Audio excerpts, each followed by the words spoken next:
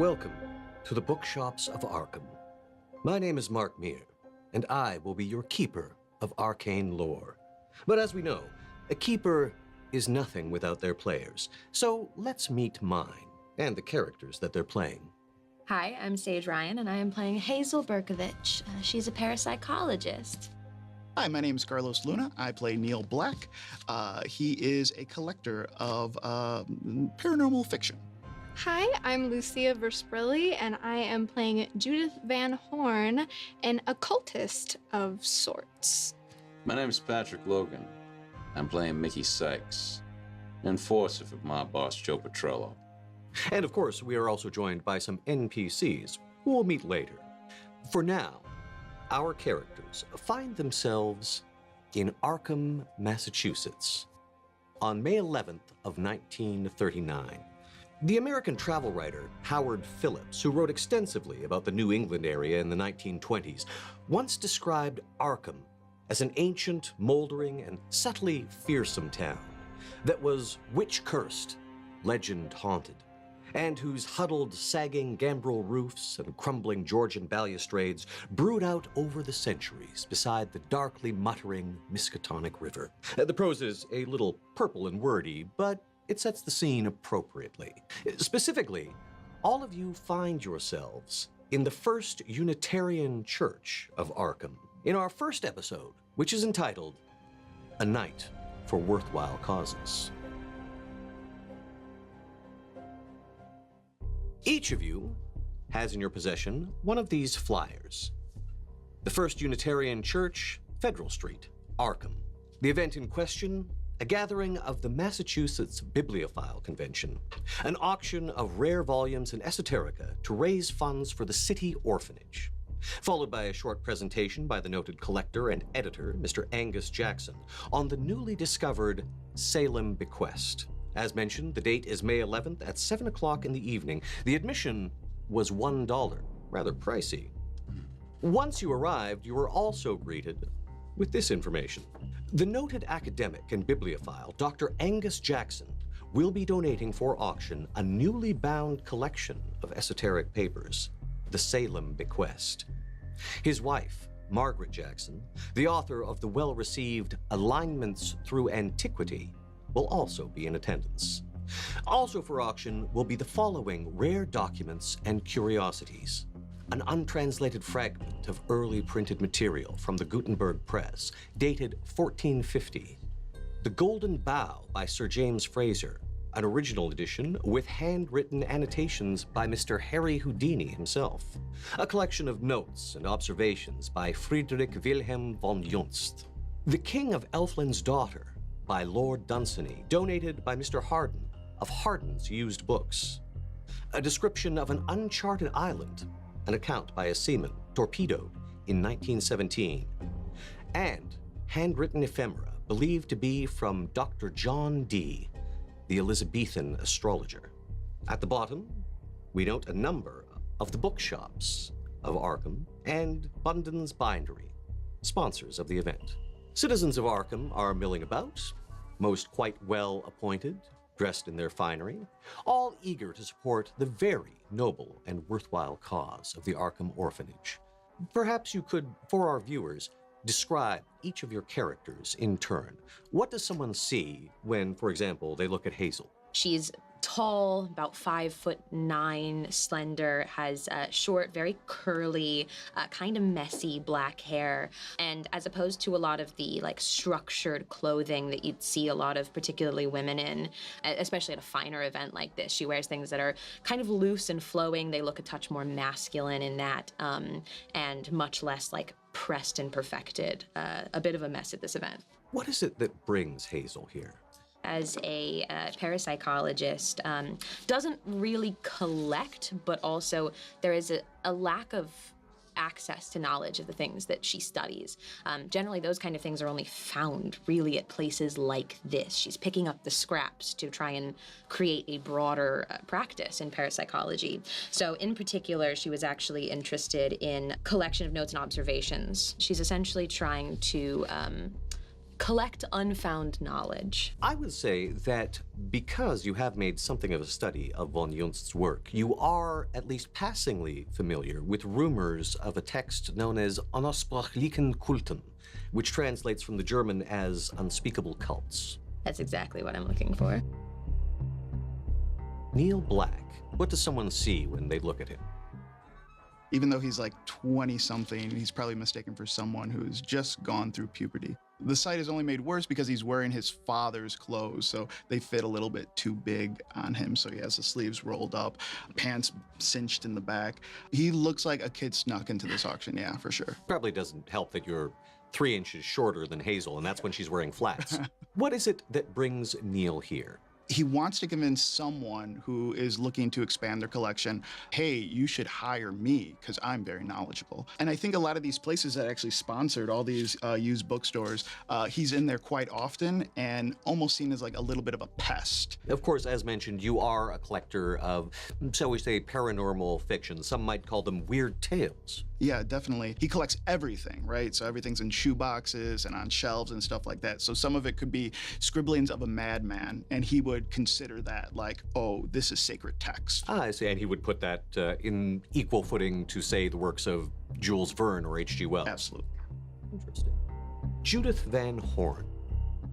Judith is a smaller framed woman. She definitely is sort of not trying to draw any attention to herself, but she's definitely dressed in bits and bobs that she's collected, different textiles that she just loves the texture and the colors of, and everything that she looks at, she takes a very long time to process before she moves on and continues to sort of look around. She stops especially if there's any sort of trees or plants or anything natural, and have like a mind conversation with each one that she encounters before she continues on. We are in the church, so the most natural thing is probably the egg salad sandwiches, which have been put out. She's definitely standing near that then and just straight staring into all of those eggs and thinking about every soul that was in one of them. What is it that brings Judith here to the auction?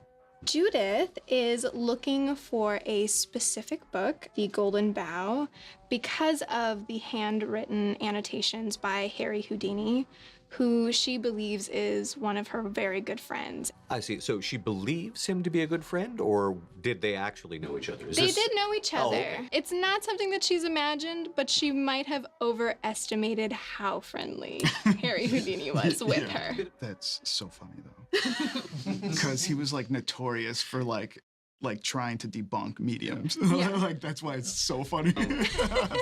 You are an occultist and Correct. consider yourself something of a medium. Yes. What was Mr. Houdini's attitude towards that aspect? He came to find that Judith believed so much in what she was doing.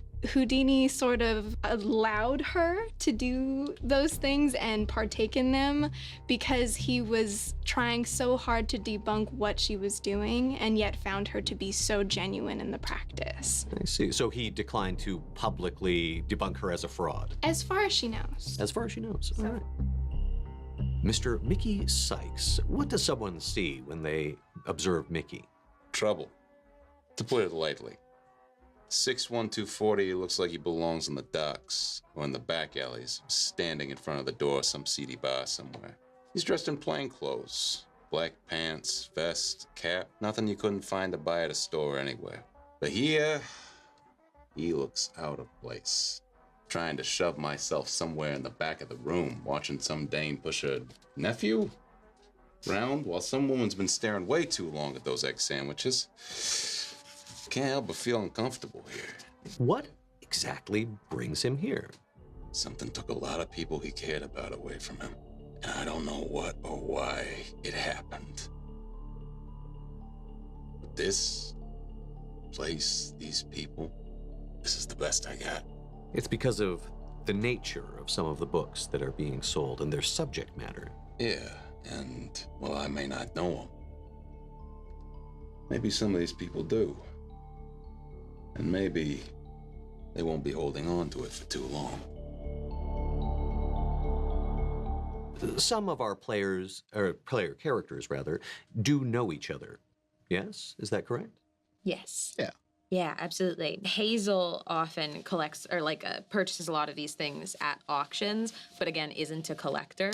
She's just been like tearing through some of these books and works and like handwritten letters to try and find information, and then she just kind of like tosses it right to him just for the sake of like, I don't have an interest in holding on to it. It's not special to me. It's the information in it.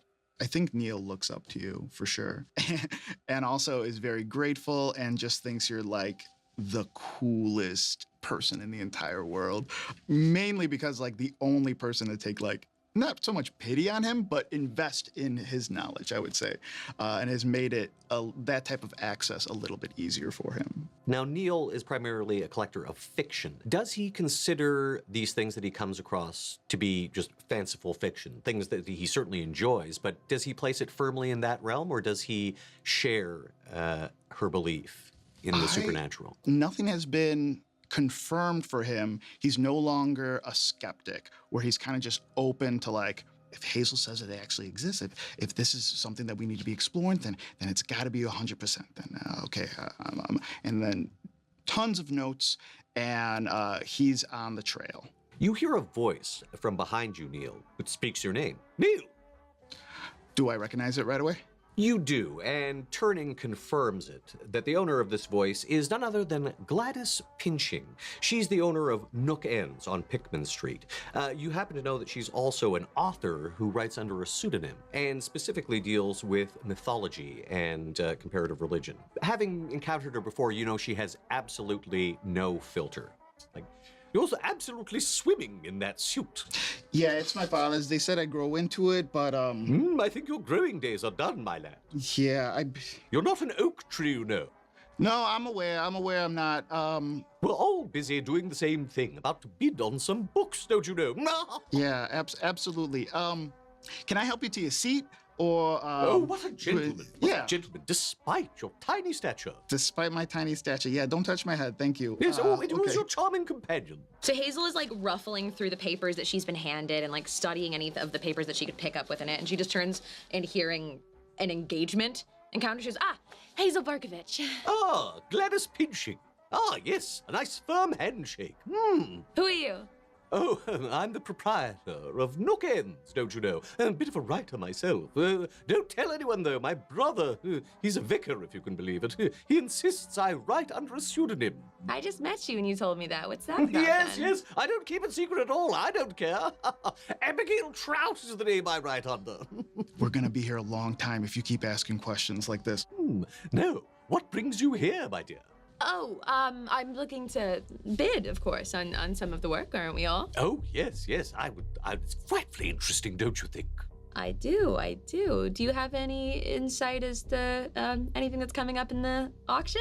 Well, as we can see, there's quite an impressive list signed by Harry Houdini, a copy of the Golden Bough, if you can believe it. I believe the edition is from the 1890s. And what are you planning to bid on?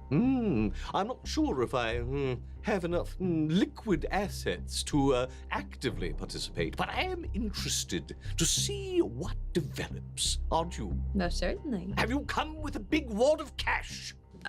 Well, that's quite the question. We're a bold one, and I like... I'm very forward. I'm noticing. That's excellent. Okay, yes, I'm here to bid, and I think I'll leave it at that because I just realized that actually around the corner there's something that we have to do. There's definitely something we gotta do. Of course. Don't let me overstay my welcome.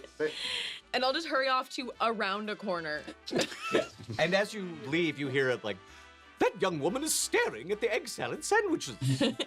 As you are all milling about the room, is there anything the other two characters would specifically like to address? I would be looking at this list. Don't know him. That sounds evil, maybe. And I might look about the room to see if I could corner somebody to tell me who these people are and see this. By this, you mean Judith? Yes. All right. Just keep calm, talk fancy, okay. Do you know what's in mayonnaise? It's just a bunch of eggs. Egg salad is eggs and eggs. Have you ever thought about that? Imagine if you were cooked and then crumbled into a bunch of little pieces and then mixed up with your own gore. Isn't that kind of awful? Yeah. I don't know. I'm kind of like new to the science scene. I'm Professor Schmidt. Nice to meet you. Nice to meet you. Judith. Judith. Okay. Are you involved with the science department? No. I talk to dead people. Oh. Like you're a mortician? Is this some kind of a metaphor? A mortician would be very fun. You know when you, like right now, you are talking to me? Yeah. I am also talking to 13 other people in this room. They are desperately trying to get my attention. I see anybody? She seems to be pointing at empty air. Actually, give me a power roll. Success. 48. It's that feeling, that sort of someone walking over your grave feeling, when she points to the empty air and you turn around and just get a little shiver pass through you. Look, a lot of things have happened in a very short period of time. You say you can speak to the dead? Yes. I say this as I'm rubbing my hand against my rosaries. I feel like I'm doing something horribly blasphemous right now. Give me a spot hidden roll, please, Judith. Okay. That's another failure. You don't notice this man putting his hand into his pocket and doing something. She's probably a little focused on seeing everybody that she thinks she sees. Let's, when all this is done, let's, some business I maybe need your help with. A rather large, portly man who seems to be making his way to the stage. He's buttoning his waistcoat and he bumps into you by mistake. Excuse me, are you in the right place? Yeah, are you? Yes, indeed I am. In fact, I'm responsible for the organization of this. Who exactly are you? Schmidt. Professor. What is your intimidate skill? My intimidate is a 70, but I rolled a 71. This professor is made of sterner stuff than I thought. He looks you up and down. I hope you understand, sir, that this is a respectable place. A place of worship, no less. And I am a respectable man, a man of worship, and I pull out the rosary that I have, as you can see. Mm-hmm. Yes. Well, He harumphs his way past you. Your intimidation did fail, not by much. There's not the immediate danger of the authorities being called, but you think that might be in the cards if you continue to make a nuisance of yourself. Damn, he's got a spine to steal. All right, look, I'll make a deal with you. What are you bidding on here? I'm bidding on the golden bow. Okay, let's say we pull our resources together. You help me get that. You help me get this hallucination thing from the Uncharted Isle, okay? Okay. I will warn you that I don't have a lot of money. How much you got? I have $9. Damn it. All right. But you have to let me read the magic book, okay? Sure. Okay? Sure. All right. The man who actually had the slight altercation with Mickey as making his way to the front of the stage, as I mentioned, buttoning his waistcoat, he takes the stage. Yes. Hello, ladies and gentlemen.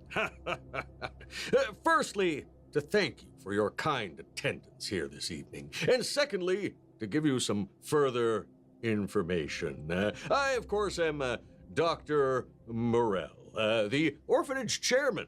The Arkham Orphanage is a fine institution that has saved many a young man from destitution and many a soft-skinned young woman from a life of moral turpitude. You can just hear Hazel gagging next to the stage. We at the Arkham Orphanage have set these children on the path to becoming valued and decent members of society. We shall begin the auction shortly. As you have no doubt discovered, our notable guest speaker, Dr. Angus Jackson, is not yet here. Groans of disappointment from various people who apparently specifically came to hear Dr. Jackson speak. No, worry not, everyone, worry not. His telegram assures me that he will be with us very shortly. As you are no doubt aware, Mr. Jackson and his esteemed wife, Mrs. Margaret Jackson, are donating a stack of unsorted manuscripts that were passed to him by the Historical Society in Salem. Perhaps, Mr. Matheson, would you care to enlighten us further? He gestures, and a thin man, very fastidiously dressed, balding, steps onto the stage. Yes, thank you. I am Percival Matheson, and I will be the auctioneer this evening. Thank you, Dr. Morell. The Salem Bequest, a most unique donation. The Salem Bequest was discovered when the Athenaeum of that town was moved to its present premises. The papers seem to be of an esoteric nature, not unusual in the town of Salem. I might add that these papers have not always been so carefully looked after, as some of the pages show the signs of light charring around the edges. There's a bit of a titter goes through the crowd. You're not sure if you may have missed some sort of private joke. Hazel throws a little piece of an hors d'oeuvre at him. What is your dexterity? 70. Good shit. Let's have a dex roll. I rolled a 4 somehow. A 4? A 4. That is an extreme success. Yeah. Where exactly did you want to lodge this small piece of food? I'm not going quite for a lodge. I want it to very visibly for the audience and to just kind of plink off the side of his forehead and just leave him with like a little bit, because the hors d'oeuvres, as we know, are Egg salad sandwiches. egg salad, yeah. An extreme success can be very valuable, and you've used it to throw egg salad at someone, but I just keep that in mind. Thank you. He thinks it's funny because they burn us. Isn't it funny? He motions, and someone brings him a handkerchief, and he wipes that off. There are some other giggles go through the crowd.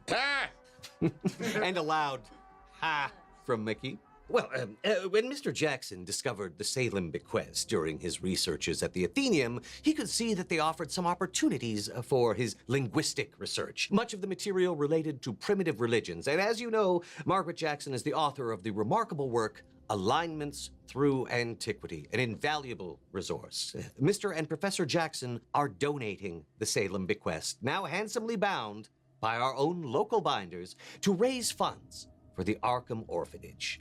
Polite applause, and Dr. Morell comes back to the stage. Oh, yes. Thank you, Mr. Matheson. Angus Jackson's generosity is deeply appreciated, but not unexpected. Not only has he had the papers bound by our own bookbinders, Bundens, there's a bit of a...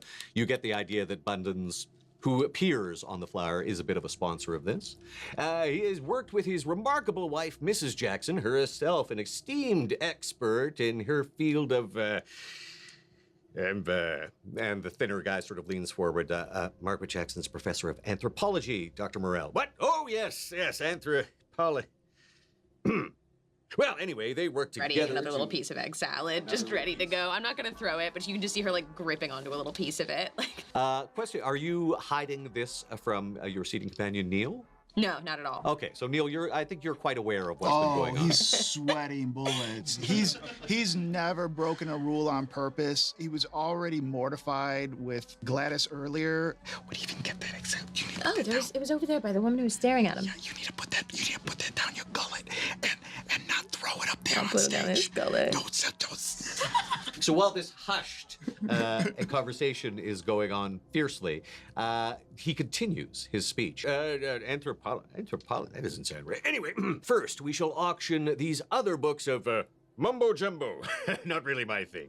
But I did once see a very engaging magician produce a golf ball from a bottle of whiskey. It was a splendid trick, it really was. Anyway, in the meantime, I invite you to enjoy the hospitality of the First Unitarian Church and this auction of splendid books, and do try the egg salad. At the mention of egg salad, you see the auctioneer just sort of wipe his head again, sort of furiously. And he steps down from the stage. People start speaking amongst themselves once again. So while you are waiting, it seems that you have some time to mingle and converse. Who's closest to me? Closest to you is actually this gentleman in a bow tie. What's his disposition? Like, I'm trying to think of my opener. Very normal looking for the crowd. He seems kind of like a little mousy, a little less engaged with everybody around him. He's very intently looking at the stage, like clearly awaiting the auction. As he kind of catches your eye, he smiles politely and, hello. I'm going in. Best of luck. Hey, sir. And I put my hand out. I take yours. Your handshake's probably much firmer than his. What do penguins do? Penguins? Break the ice. My name's Neil Black. Oh, I get it. Lucas Chambers, a pleasure to meet you. What are you doing at the auction? What are you looking at? Oh, well, I'm looking at a little bit of everything, I suppose. I'm the assistant librarian at the Orn Library, and we're very interested in some of the texts. Neil's ears perk up. Like, assistant at the library? That's everything. Specifically, the Orn Library. This is the library at Miskatonic University. Very extensive. Must become friends forever. Oh yeah, what's that like? Well, it's very exciting. Well, maybe not for most people. I'm sure you prefer comic books and. Oh no, hate them. What's the average day like? Probably like really busy and hustle and bustle, right? Not the average day. I mean, there are days that are busy, but I would say that well, you know, I study a lot of the texts myself. Of course, I've got interested in the library because of my own interest in books. And to make a long story short, it's mostly just a lot of putting things together and making sure everything's organized and being able to help people find the text they're looking for. And like I said, not terribly interesting for most people, but for me, are you okay? You seem a little. Oh, I'm fine. This is fantastic. Oh, great. Neil in his head is like, replacing your head with his head in his mind. Like, this can be my life. Hazel is like not reading the conversation, hasn't been listening whatsoever, but he did say he was going in, which she fully understands is like, I'm gonna go get a job from somebody. I'm gonna go try and get a job. Doesn't usually work, but I understand what this process is. So she stops kind of like fumbling with her papers and she just kind of pops up behind Neil and just goes, nobody's ever been more helpful to my practice or doing good work than Neil. Well, that's great, Neil. That's fantastic. I mean, people that are studious and work hard at their jobs, it's very important, I think. What are you studying right now? I tell you what, like I'm looking for something right now. I'm like on the market right now. Oh well, I'm just the assistant. I'm not certain that I have the means to hire someone on, but I'm certain that if you come by the library, I would. Oh. Your friend here is putting in a good word for you. I'm certain that I would be willing to put in a good word for you. But you'd have to work hard and do a lot of study. Oh, absolutely. And you'd have to know the text very thoroughly. I'm very serious about knowing text as thoroughly as possible. Of course, I don't know much about the Salem Bequest, but that's partially why I'm here. I want to know more. Doesn't it seem like the Salem Bequest was written by, you know, all of the men who caused it? The Salem Bequest is very old, certainly older than the witch trials, and material is not of a nature that, say, pious Puritans might pen. The same people who conducted the witch trials might have been interested in destroying these things. Interesting. Okay. We're going to rewind just ever so briefly to perhaps you remember an incident a little earlier where you managed to very successfully lob a blob of egg salad onto the head of one of the speakers. Yep. Now, of course, you did do a very good dex roll. I'm going to see, I think Mickey in particular would have been someone who's kind of observant. And, you know, actually, I'm going to say that Judith as well. We're going to do opposed spot hidden and stealth. So if you could make a stealth roll. Yeah. And the two of you could make spot hidden rolls. Extreme success for myself. An extreme success. Ooh. 8. Very nice. Was a failure. Failure and? I've got a hard success of 15 over 30. However, an extreme success beats a hard success. I'm going to say you were quite surreptitious for pretty much anyone else in the room, except, of course, the trained eye of Mr. Mickey Sykes. You are well aware of what happened. You saw that blob of egg salad go flying. It's up to you how Mickey feels about that, but you do know that the woman over there who that you can see, she's the one who threw it. Those two? Person back there with her child. I don't know them. I mean, if we're being fair, probably like late bloomer, 13, 14, something like that, I think. Shoes are untied. But why don't we go overstairs and make ourselves acquainted? You know? Should we also have a plan B in case they don't like me very much? Okay. And I figure, well, I really want this book, and there are all these people here who have probably much more money than I, so I will bid, and then lie, and then run. Good plan B. Let's go introduce ourselves. As we're going over, I make note of the fastest exits and the least guarded points. Okay. Having a feeling that this is going to happen. There do seem to be a fair number of fellows around. You're pretty sure you could take most anyone in the room, Nice. but at the same time, if they all ganged up on you, you're not sure how things would go, and perhaps the authorities could be summoned. There might be a police station within shouting distance, so We'll be quick and we'll be discreet. I assume she's already bolting in that direction, so I follow her. I'm still talking to Lucas Chambers. and I think I'm inquiring about what he's been studying. Mostly what we see here are some of the things like they're on the list, similar things to that. I've just kind of gotten an interest in them. I believe firmly that there are some things that just honestly shouldn't be in the hands of the public. Oh, shouldn't be allowed. It should only be collectors only. Collectors only, people that know, what they're looking at, sort of thing. They're, no matter how clever they are, What sometimes are you it's afraid just. of? What am I afraid of? What are you afraid of? Rats. I'm scared of rats. What are you afraid of if people get their hands on various texts? Well, I'm not too certain, honestly. I think So that. you just fear without any merit or understanding as to what you're afraid of people knowing? You keep information from people because you're afraid what they'll do with it, but you don't have any idea of what they would do with it if they did? I work for the library. I think everybody should have access to information. There are just some texts similar to these that I've done my own research on, and I feel it's just better that it's not in the hands of the public. Are you afraid of what you would do? No, I'm afraid of what others would. How interesting. If I might have your attention, everyone, I think we're ready. Mr. Matheson, could you, yes. Oh, yes, thank you, Dr. Morell. Ladies and gentlemen, it appears that Mr. and Professor Jackson have been unavoidably delayed, so we are going to begin. Obviously, the Salem bequest cannot be part of our initial offerings, but we, as mentioned, do have quite a number of other texts. So, I will begin with bidding on this untranslated fragment of early printed material from the Gutenberg Press in the original Latin circa 1450. We will begin the bidding, and I will remind you, this is for charity, a very worthy cause, the Arkham Orphanage. Do I soft, hear... supple little girls, apparently. Do I hear $5? $5. $5 from the gentleman in the bow tie. $5. Do I hear $6? Who will give me 6? Who will give me 6? Neil sees Lucas bidding, and he's like, "Oh yeah, 6." $6 from the child to the young gentleman, from the gentleman. A grown man, thank you very much. From the young man, thank you, madam. From the young man in the vest. Do I hear $7? $7? $7. All right, let's take things up a notch. Do I hear $10? $10. Who will bid me 10?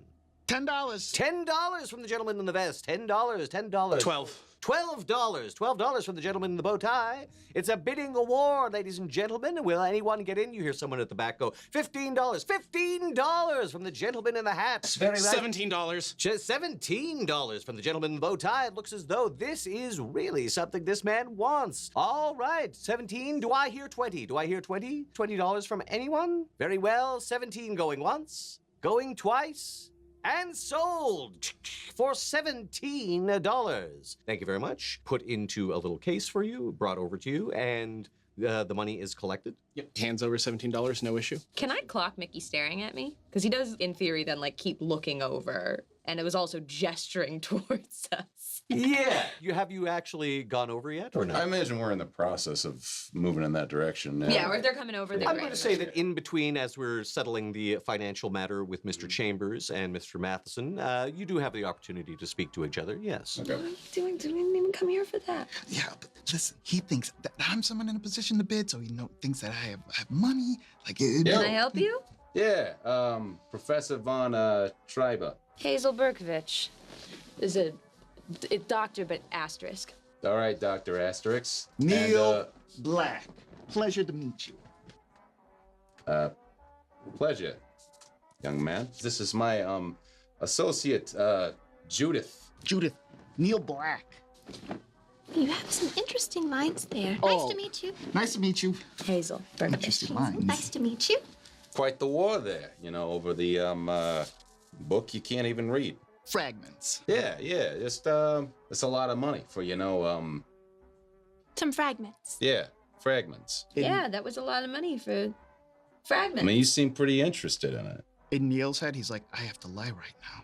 I only bid on that so Lucas would think I was bidding for someone else, that I was someone important, and he should. What do I clock when I look at doctor or professor? Professor. Professor. What do I clock? Is this a professor that I see? Give me a.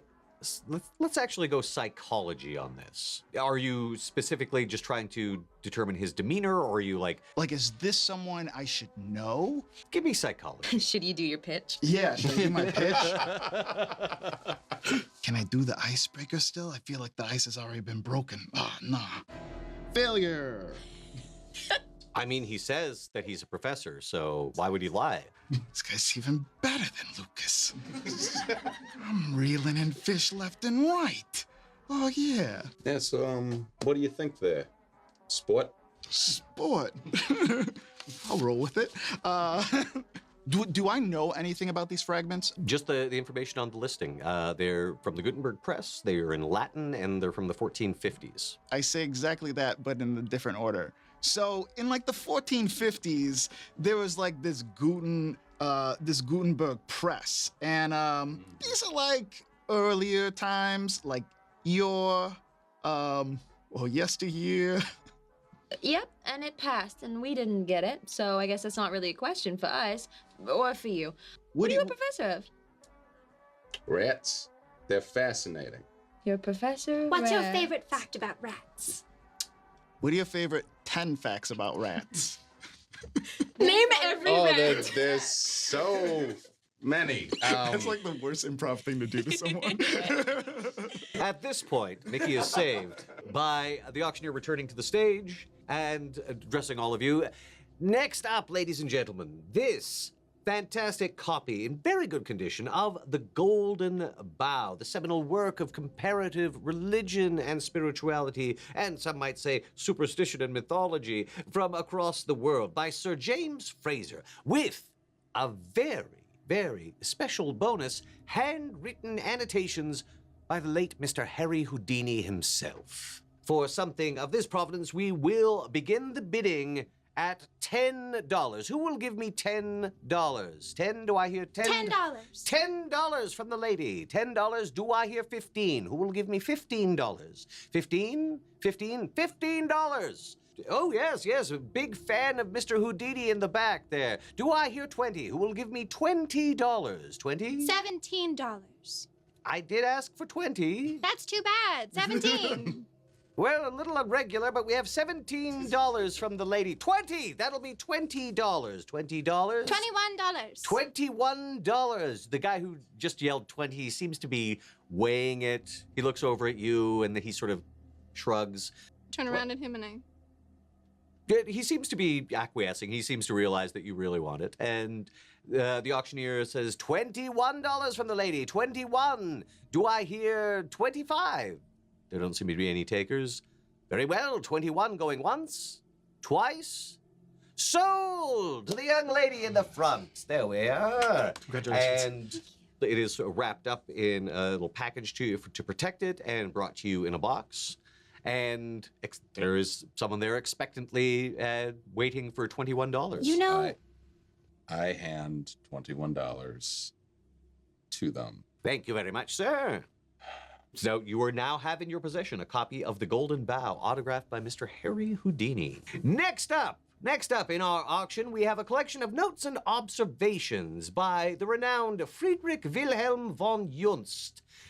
When suddenly, the door bursts open, and a man in a suit that would be considered nice under normal circumstances, but is clearly disheveled. His tie is undone, his waistcoat is unbuttoned, and he's clutching to his chest a leather satchel, a briefcase, like this, sort of holding it like this, and also in his hand a wadded up sheaf of papers. Dr. Morell seems to be quite taken aback, but suddenly goes, it seems our guest speaker, Angus Jackson, has arrived. Angus Jackson, everyone. There's a round of applause as who you think is Angus Jackson makes a beeline for the stage, doesn't seem to acknowledge Morell at all. and seems almost ridiculously focused as he gets to the podium, takes the papers out, sort of very fastidiously works at uncrumpling them and stacking them and shuffling them. If anyone would like to make a psychology roll at this point. I most definitely would. Could I make one as well, just on the basis of like, is this about to get a dangerous situation? Yeah, feel free. Anyone who would like to is free to make a psychology roll at this point. I failed. Failed as well. That's a fail. You're not sure. I mean, it's possible that he's just flustered. You do know that he was late. He might have missed his train. Maybe he's just trying to focus himself. He suddenly seems to grow a bit more calm, straightens his tie. It still remains crooked, buttons up his waistcoat, and turns to face you all. I apologize for my late arrival, ladies and gentlemen. Please, everyone, could you be seated, please? I have something very important that I need to impart to you. It is vitally important that you listen to me. Thank you. I won't keep you long, I can assure you. Even though I wish I could spend longer with you, I'm afraid that circumstances are quite beyond my control. I said sit down! He screams at someone who is getting up to get another egg salad sandwich, who sort of gingerly sits back down in their seat. Sit! Yes. Yes. Ladies and gentlemen, esteemed guests, I am most honored to be with you today and to offer my work on the Salem. My wife and I are so very pleased. My wife. He does seem on the verge of breaking down and then suddenly rallies. My wife cannot join us today, although she very much wished to be here. I came across the documents which have come to be known as the Salem Bequest during a period of research at the Salem Athenaeum. At first perusal, it appeared to simply be a collection of unsorted pages. The different types of paper and the widely varied calligraphy indicated that this was the work of many hands, perhaps over a period of time measured in centuries. Due to the charring on the edges of some of the pages and the desperate aging, I at first believed that these pages were all remnants of other books, placed together by mere virtue of being orphans, shall we say, of larger texts lost to time and misadventure. Feels like a bad time for an orphan's joke. Yeah, orphans, do you see? See, it seems like a bad time. Raising funds for orphans. This guy is losing it right now. I'm sorry. Yes. Well,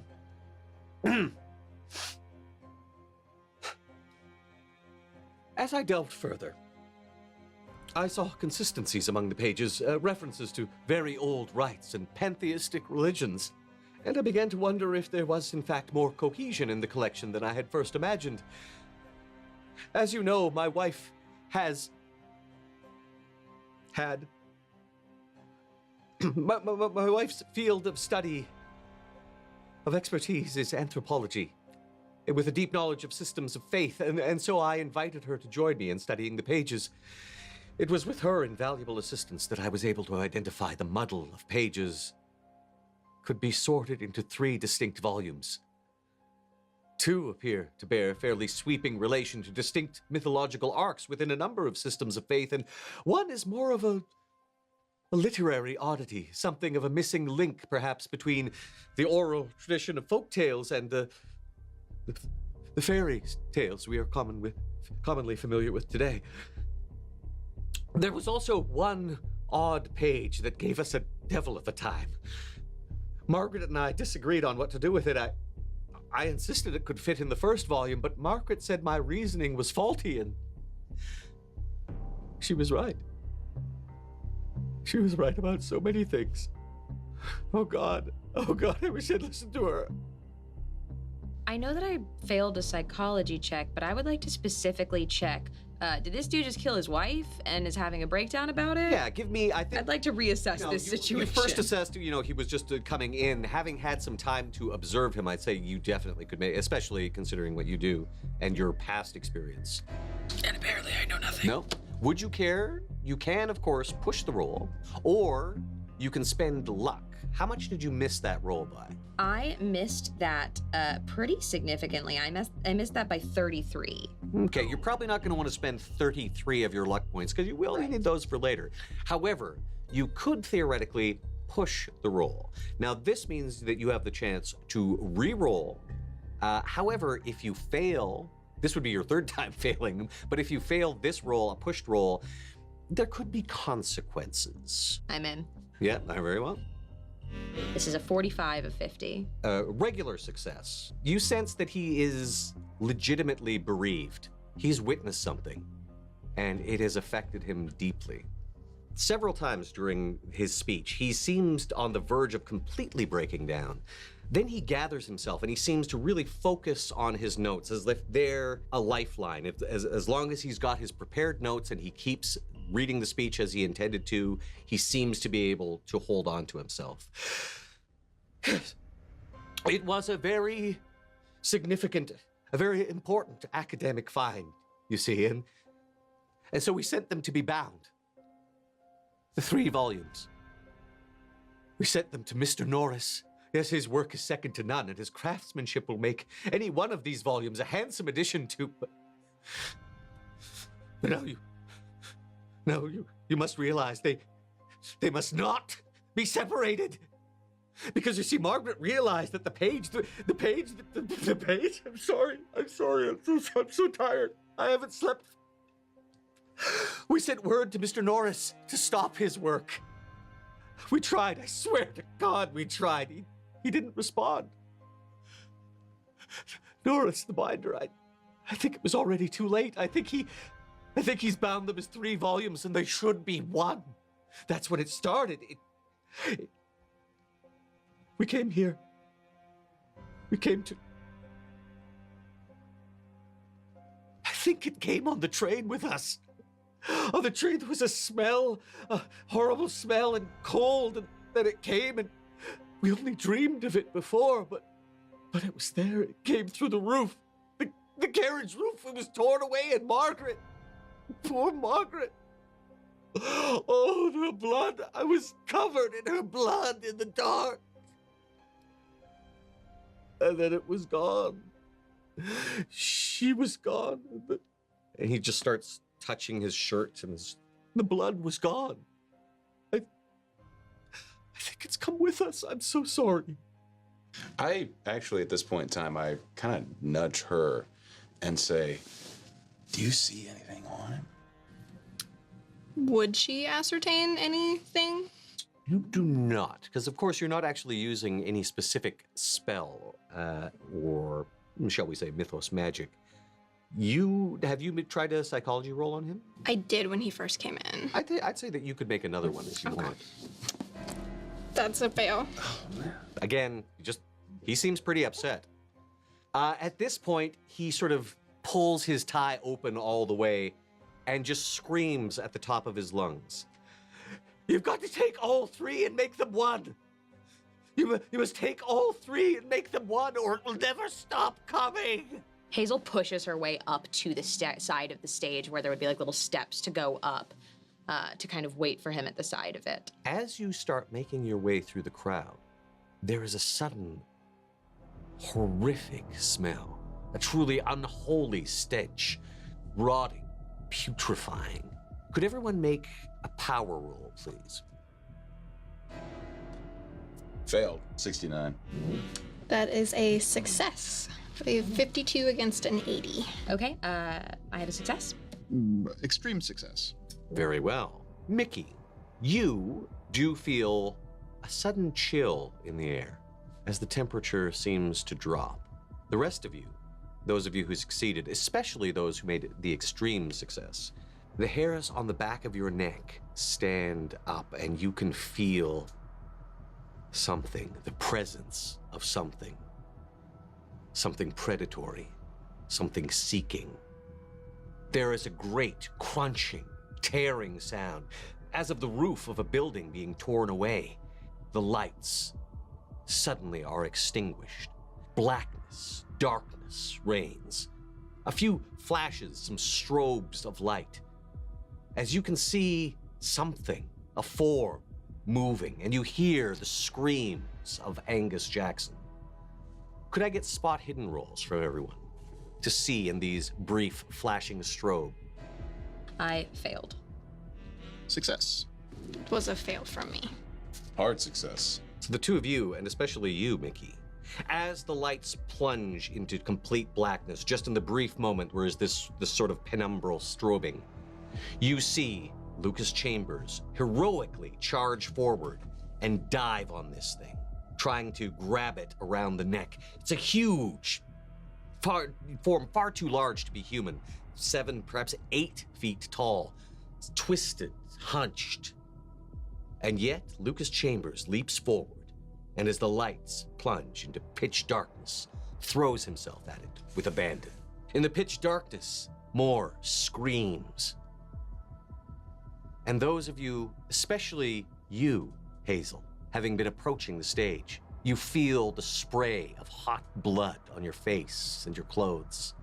You hear a tearing, rending sound, and a brief flash of the severed head of Angus Jackson, clutched in a monstrous, twisted claw. A fair bit of the spinal column still trailing behind. Blood flying everywhere. And then the lights are restored. Lucas Chambers is gone. Angus Jackson is gone. Panic ripples through the crowd, screams from many people as a stampede out the church. Everyone is running. Hazel, you definitely felt blood splash all over you. And Hazel is like touching her face, freaking out and trying to rush back towards Neil. As you bring your hands away, they are clean. We have to go. We have to go now. They're rushing every way, everywhere? every which way. In fact, they've mostly scattered away from you. You can see that the podium has been overturned and smashed. And you also see this briefcase. The briefcase that Angus Jackson entered holding is lying discarded upon the stage. To one side, the piece of paper that he'd been clutching so tightly. While I'm leaving the stage, I would love to scoop those while I'm leaving the area of the stage to rush back. No one seems to be paying attention. In fact, like everyone is rushing. You can see Dr. Morell, he is chugging from a flask of whiskey as he's running. I grab onto the briefcase and the crumpled paper and I rush back towards Neil and I just go, you seem strong, you're staying with us. You seem weird, I like you, let's go. Has everything been left behind, i.e. all the stuff on this? You look over to the table where it was. The table is empty. As far as you know, Lucas Chambers had the fragments, but he is gone. The table that the other items were on is bare. You do notice there are a few people still standing around in the church. You can see Gladys Pinching is like, she's quite shocked and she's just, but I don't know what that was about.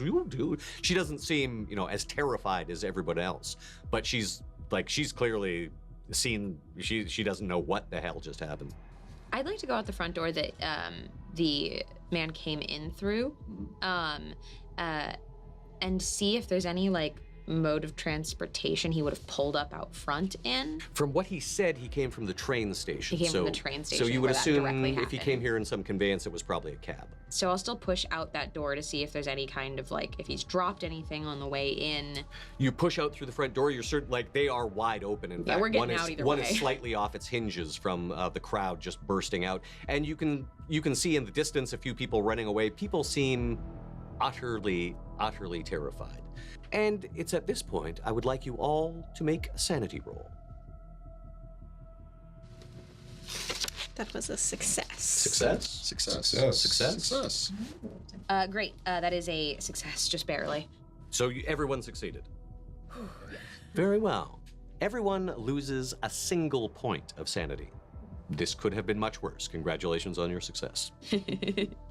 So do keep track of your sanity loss. Let me know if we get to 5 points of sanity loss this session.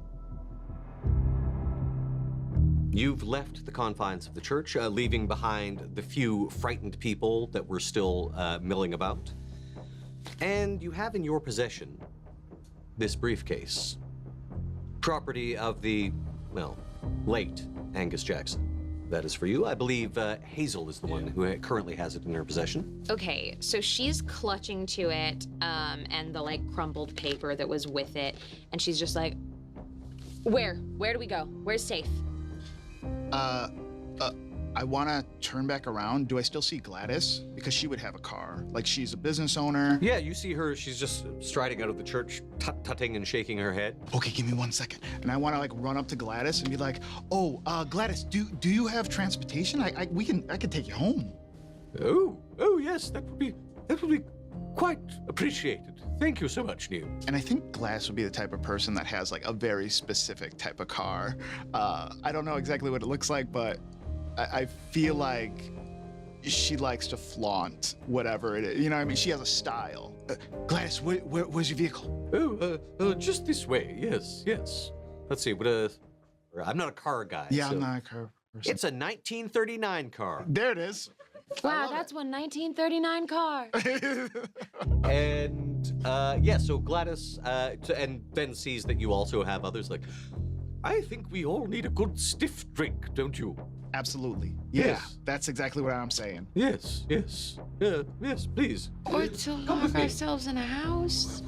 Well, we're getting out of here because I imagine like this place is rushing with people. Again, there were a few sort of dazed and shocked people standing about, but Gladys, she does take you to a vehicle. You're sort of saying, I'll escort you home. So Yes. she's going back to Nook Ends, as a matter of fact. So I'll grab her keys. Are you old enough to drive, Neil? Yes, Gladys, I am old enough to drive. Hey, good for you, sport. Oh my God, I punch it. Gladys doesn't seem at all perturbed. She seems to enjoy speed, and if anything, it's a welcome distraction from what she just witnessed. So I imagine it's me driving in the front, Gladys obviously in the passenger. Neil is such a stickler for the rules. He is not mentioning what they just took, what he just saw Hazel took at the thing. So it would probably be in code somehow. Be like, so did everyone get a chance to try that egg salad sandwich? I thought there might be a better place or location to have egg salad. I'm thinking the same thing. We will get to a place that only this woman will be at. At least it will be empty at this hour, I would assume. And we will figure out what happens next from there. All right. That sounds like a plan. Oh, that's Jackson's briefcase, isn't it? Just a spot hidden for her. Yes. Good job scooping it up. Shouldn't leave it lying about. No, certainly shouldn't. I figured, maybe there's a piece of information about the shared experience we all had, right? Just here, Neil, just here. Why is she so chill about this? So you're on Pickman Street, just in front of Nook Ends, Gladys Pinching's bookshop. She fumbles with some keys and opens the door. In all of you, yes. Let's Great, get if some... you would make some drinks, that would be excellent. And I'm gonna pull the three of them into the restroom in the bookshop. It is a bookshop, so there doesn't seem to be a customer bathroom.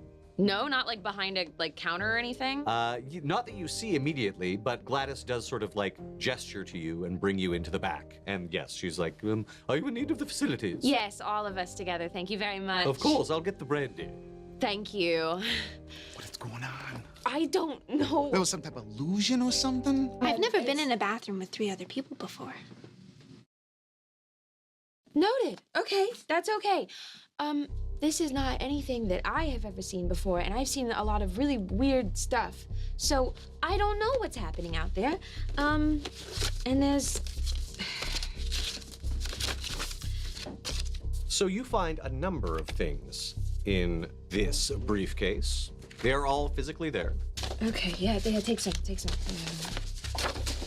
This letter confirms the receipt of document parcel to Salem bequest. Okay, is to confirm the papers are bound to single volumes, clearly instructed. This was going to Abundance Binary from Joseph Norris. Well, my appreciative thanks for your continued patronage. It's not It's just the thing he said, that they needed to be bound together, but... And you do, of course, having recently heard it, you remember the name Joseph Norris As the person who was binding He is the it. binder, yes. Yeah, absolutely. Who apparently bound the Salem bequest into 3 separate volumes at the Jacksons' request. In here, that it was supposed to be one single volume. I don't know. I guess that was where it went wrong. I don't know what this means. I don't know exactly what this stuff means at all.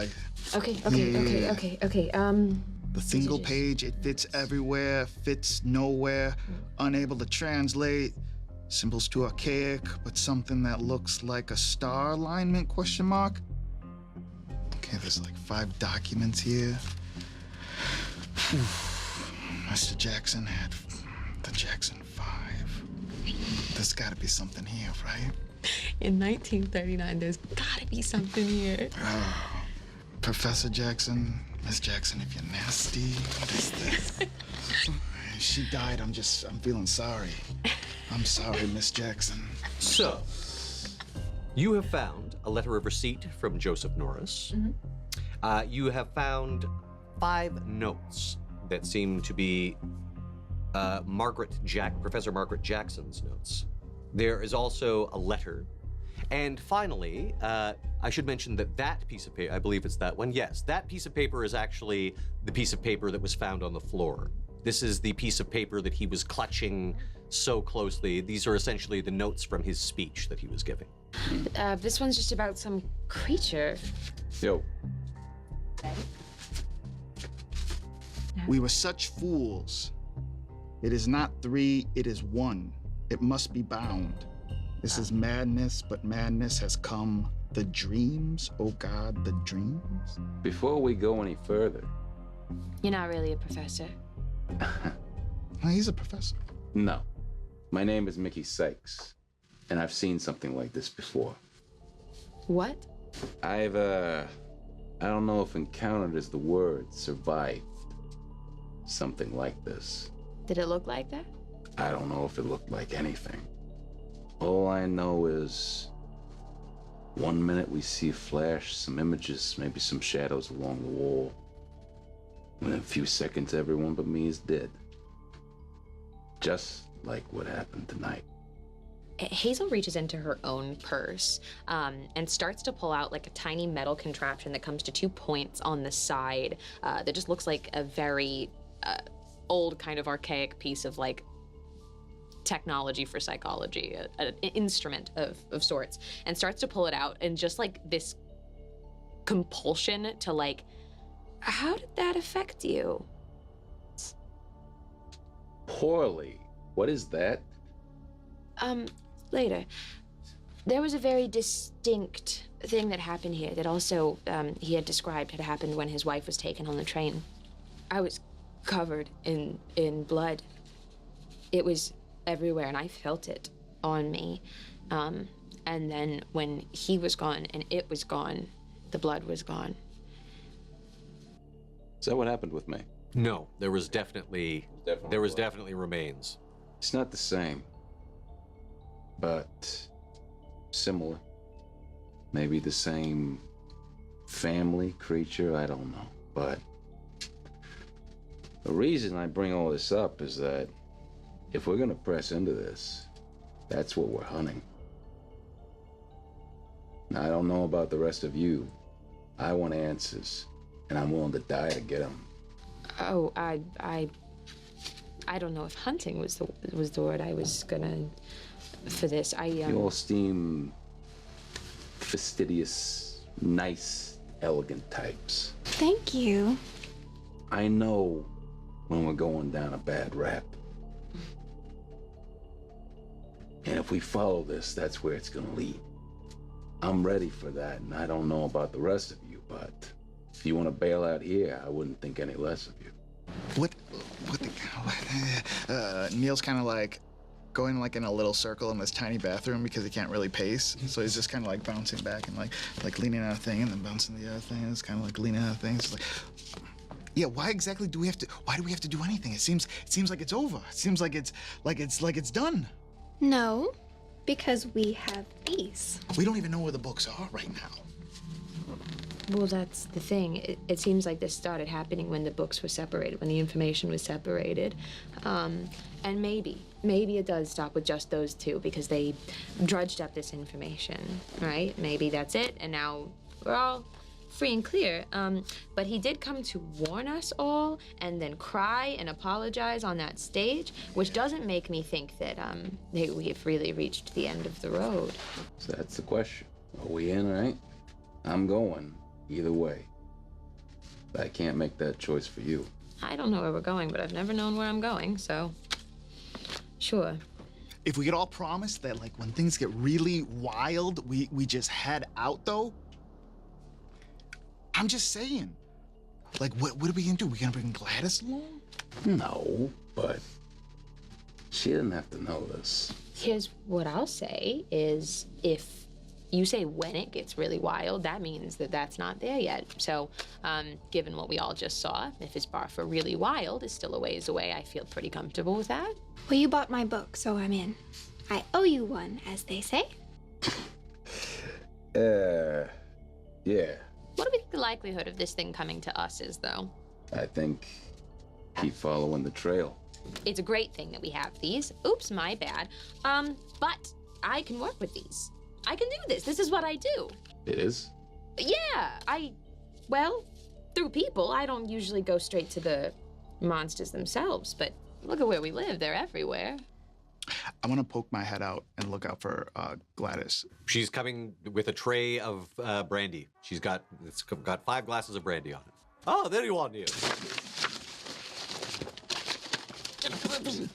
Oh, hey, Best we all fortify ourselves.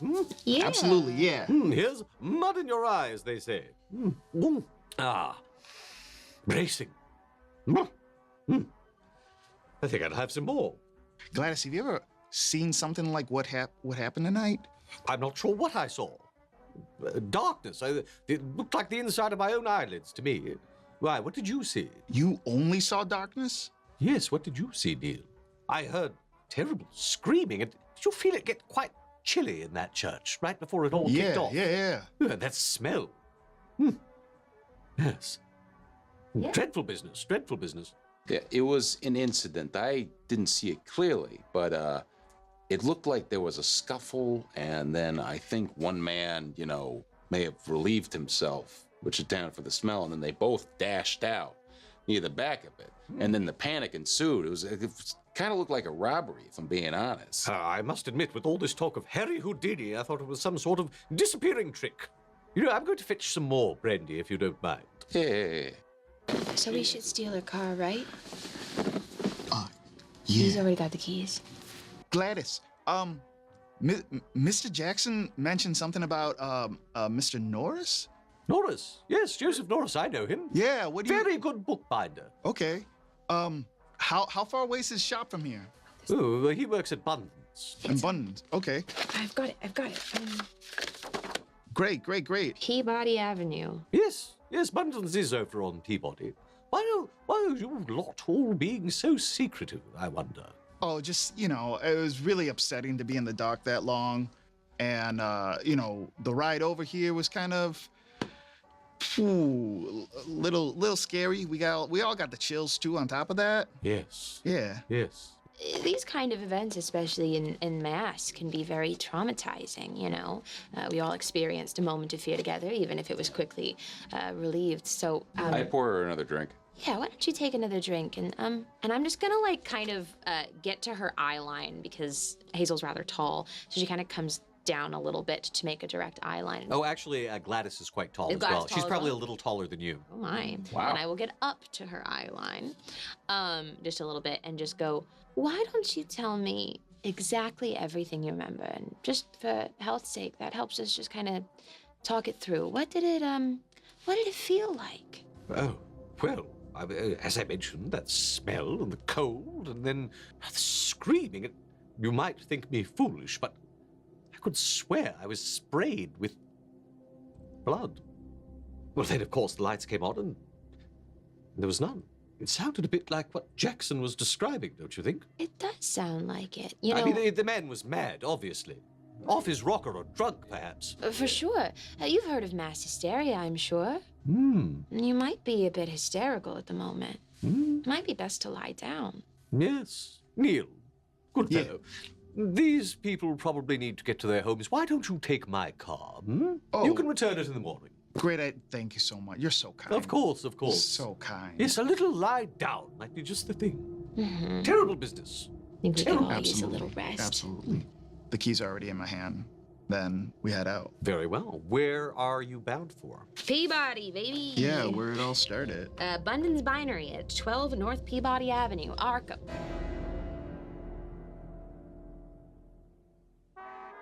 Do you guys like smooth jazz? I'm really. With a car, of course, you make your way over there quite quickly. And when you arrive at Bunden's, you can see, of course, it's now well after 8. The store closed early, but you do see a light on in the window. Chances are he was actually at the auction. He was one of the sponsors. Like, we got a 50-50 on whether or not he's here right now. Can I sense any kind of presence inside? Not sense it, but see it? Yeah, you can actually, there seems to be a figure moving around, and actually as you approach, and especially in a car, you can actually see someone sort of look out through the curtains. They don't seem perturbed or anything, or... Okay. Is there a reason we gotta go stealth-like? Here's my concern. The letter clearly shows that they asked for it to be bound into one volume. So it very well might have been just a mistake. Maybe the person is like, I know binding, and I think it'll look better in 3. But why would they directly disobey the request of their client? What is the reason for that? I don't know. We could ask. Yeah, we could ask. But I just go in prepared that there's a possibility because these people exist that want to see the evil in this world. I show my piece a little bit. Great. And I also pull a tiny gun out of my little handbag, and I go, so that, and I shove it back in. Huckleberry Finn. I've been reading it. So, loaded for bear, how would you like to approach this? You are strangely, calming, I guess. You're, Charismatic. Go up to the door of the bookshop. As you do so, the door opens, and a man who's sort of shrugging a coat on and putting a hat on his head walks out. Oh, excuse me. Hello. I'm afraid we're closed. As he opens the door, can I sort of grab it with one hand and start to kind of like Sure. not force my way in, but just like Yeah, you're like sort I'm of standing welcoming there, and myself? He's I'm sorry, miss. We are closing. It In is fact, we've been closed for a while. I was just. so nice to meet you. My name is Judith. Oh, well, hello, Judith. I'm Malcolm Bunden, Bunden's Bindings. This is my shop, but as I mentioned, we're not currently open for business. Is who are we looking for? Mr. Norris, right? Wasn't that his name? The name that you're Joseph Norris. Joseph That was Norris. the name that's in the documents. Yeah. We're looking for one Joseph Norris. Norris. Well, I must admit, I am as well. You know, he's not been into work for nearly a week. That's terrible. Has he fallen ill? Well, I thought so. He's one of my full-time binders. Excellent work. Good employee. Certainly, this isn't like him. I actually sent one of the apprentices by his house, and he didn't seem to be in. Was he binding anything in particular here? Yes, I believe he had well, the last clients were the Jacksons. Yes, Angus Jackson and his wife. Ah, yes. We actually were sent here by Sir Jackson to Is he a knight? have a look over. I wasn't aware, but well, very impressive. Yeah. I don't even think he's British. It's a thing where I'm from, maybe. We were sent to have a look at just have an update on the bindings that were being done for them. I'm afraid I don't know. That was completely in Joseph's court, and as I say, I've not seen him for a week. I went by his house and had no luck. Neither did my apprentice, but I can provide you the address. Oh, perfect. I love that you just gave that to us. The address? And the address in question, 117 South Peabody Avenue, on the corner of South Peabody and East Saltonstall. You now have a location. A location in the city of Arkham. You find yourself in the car outside the address which you were given when you went by the bookbinding, Bunton's Bookbindery. Should we read any of these before we go in? Make sure we have all of the information. Oh.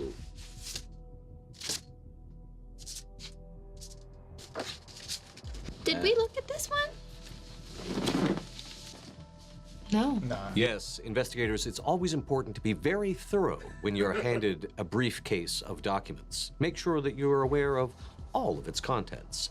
We have, of course, things that we've already seen. We have a variety of notes believed to be written by Margaret Jackson, who was known to be studying the Salem bequest with her husband, Angus Jackson. We, of course, also have a letter from Joseph Norris, which is why you find yourself at his house. We also have this newly discovered document. This is from Professor J. Cholmondeley. Oh, yes. Despite the way that it looks on the page, that name is pronounced Chumley. It's a British thing. Okay. I'm just hearing in my subconscious it's pronounced Chumley. Yeah, that's definitely Chumley. Cholmondeley. Yeah, it looks like it should be Cholmondeley, but, you know, in the UK they pronounce Worcestershire Worcester, so, yeah. This talks about all sorts of different connections between different religions.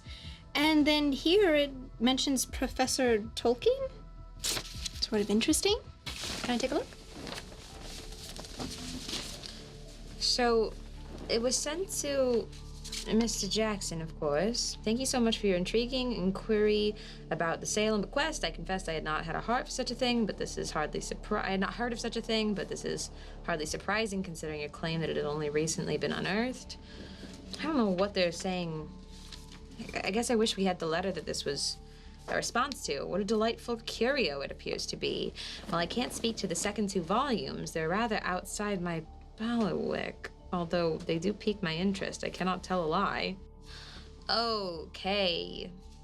So, that's how they got separated, I suppose. I would be very happy to consult on the first volume of the collection, that which you have titled Religion and Superstition in Pre-Roman Britain. As to its origins, those are difficult to assess without my seeing the text in the flesh, so to speak. Based on the brief overview you offered, I do agree that it's unusual to see a conflation of pagan rites and figures from such distinctly different traditions.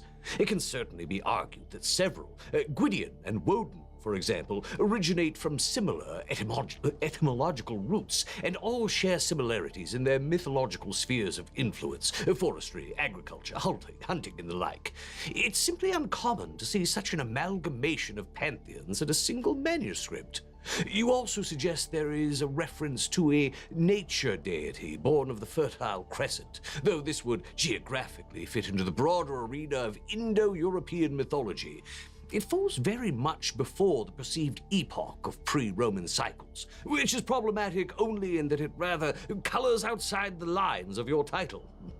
It seems to me that what you have here is the effort of some bright spark of the early Renaissance, one who decided to create a syncretization of figures from the Ubaid period through to Anglo-Saxon paganism. Not an entirely original thought, I'm afraid, but a jolly fun exercise all the same.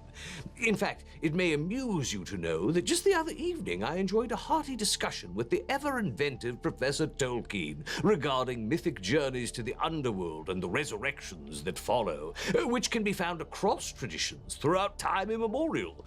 The oldest, of course, being Inanna's resurrection. I share this here only to indicate the predilection we historians have for drawing such comparisons as we gaze with a convivial eye upon the fantastic passions of our ancestors. I am quite intrigued, I must say, and I would be delighted to continue our tete-a-tete. Much information about these systems of faith and pagan rites in particular have been lost to time and misadventure. Don't get me started on the great library at Alexandria. He does not actually write, ha ha ha. I hope you will forgive these reveries of an old man. Your letter has sparked an old passion, near forgot, and I will be fascinated to hear further elucidation on your documents. In the meantime, I shall scour the dusty stacks to see what I might find to assist you in your research. I anticipate our further discussions with great enthusiasm.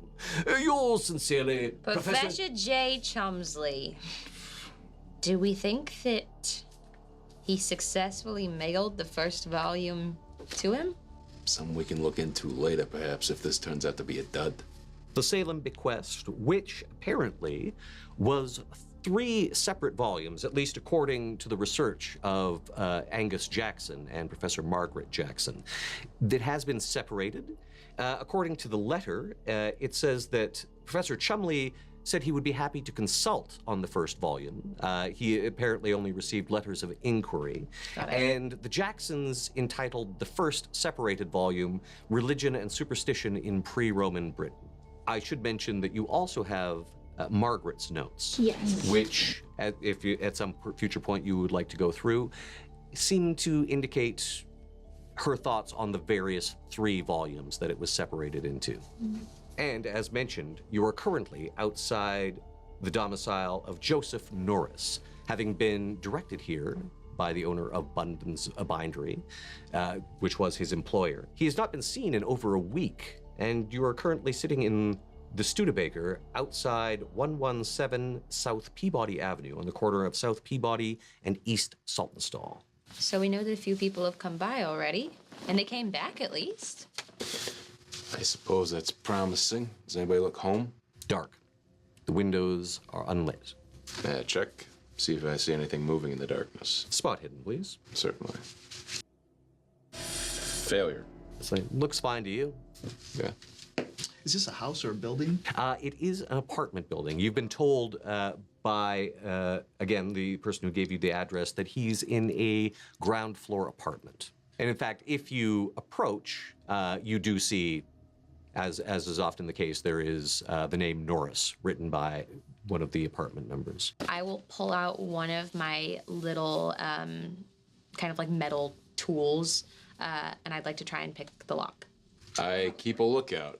And what skill are you using? Locksmith. Very well. And I failed. What was your actual die result? 66. Okay. And my skill is 30. All right, not a fumble per se, but not terribly successful at all. You managed to avoid breaking one of the lockpicks in the lock, but you can't seem to get it open. Well, it's not working. Neil's read a bunch of fiction books. He loves detective fiction and always considers himself quite the little detective. So instead of going up to the ground floor, he goes up the stairs to the first apartment. He knows that your neighbors always know when you're home. He knows that, like, your neighbors can tell when you're walking around. These buildings are old, so maybe it's creaking. I want to see if anyone's on the first floor, and I want to kind of interview them to see if they've heard anything down below. Do you tell any of us that you're doing this? Yeah, I would definitely tell you guys. Later in the evening, it's probably around 8:30 or so. So you won't be interrupting anyone's supper, but some folks turn in early, so you'll just go up to the door and knock? Yeah, I think so. Okay, there's a rapping you rap upon the door. You do hear some movement on the inside, and an older gentleman greets you at the door. Yes? Oh, hello, sir. I'm actually from... Are you selling something? No, I'm not. I'm actually from the Census Bureau. Census Bureau. Yeah. Yeah. We're just like the government, wanting to know your business and showing up at an inconvenient time. Oh man, your voice to God's ears. I'm just doing this to make a living. You know, I mean, so honestly, anything you tell me, I could tell. We're kind of like the same, right? You and me. Anything you tell me, and I put away my copy of Huckleberry Finn, like I was gonna take notes in it. I'm gonna ask for a fast talk Oh, roll. thank you. Failure. 13. So as you begin to launch into this story, it's like, I don't have time. Slam. Thank you. Your government thanks you. Okay. What was your roll and what was It your was skill? 13 verse 5. Okay. Yeah, it was a bit of a long shot. Yeah. You were maybe not the appropriate person to try to fast talk someone. I got too high up on my horse of meeting people. I thought I was way too good at it, guys. Are you coming back having failed. Yeah. Whew. That is one hard nut to crack. Yep. I bust open the door. Way up the door.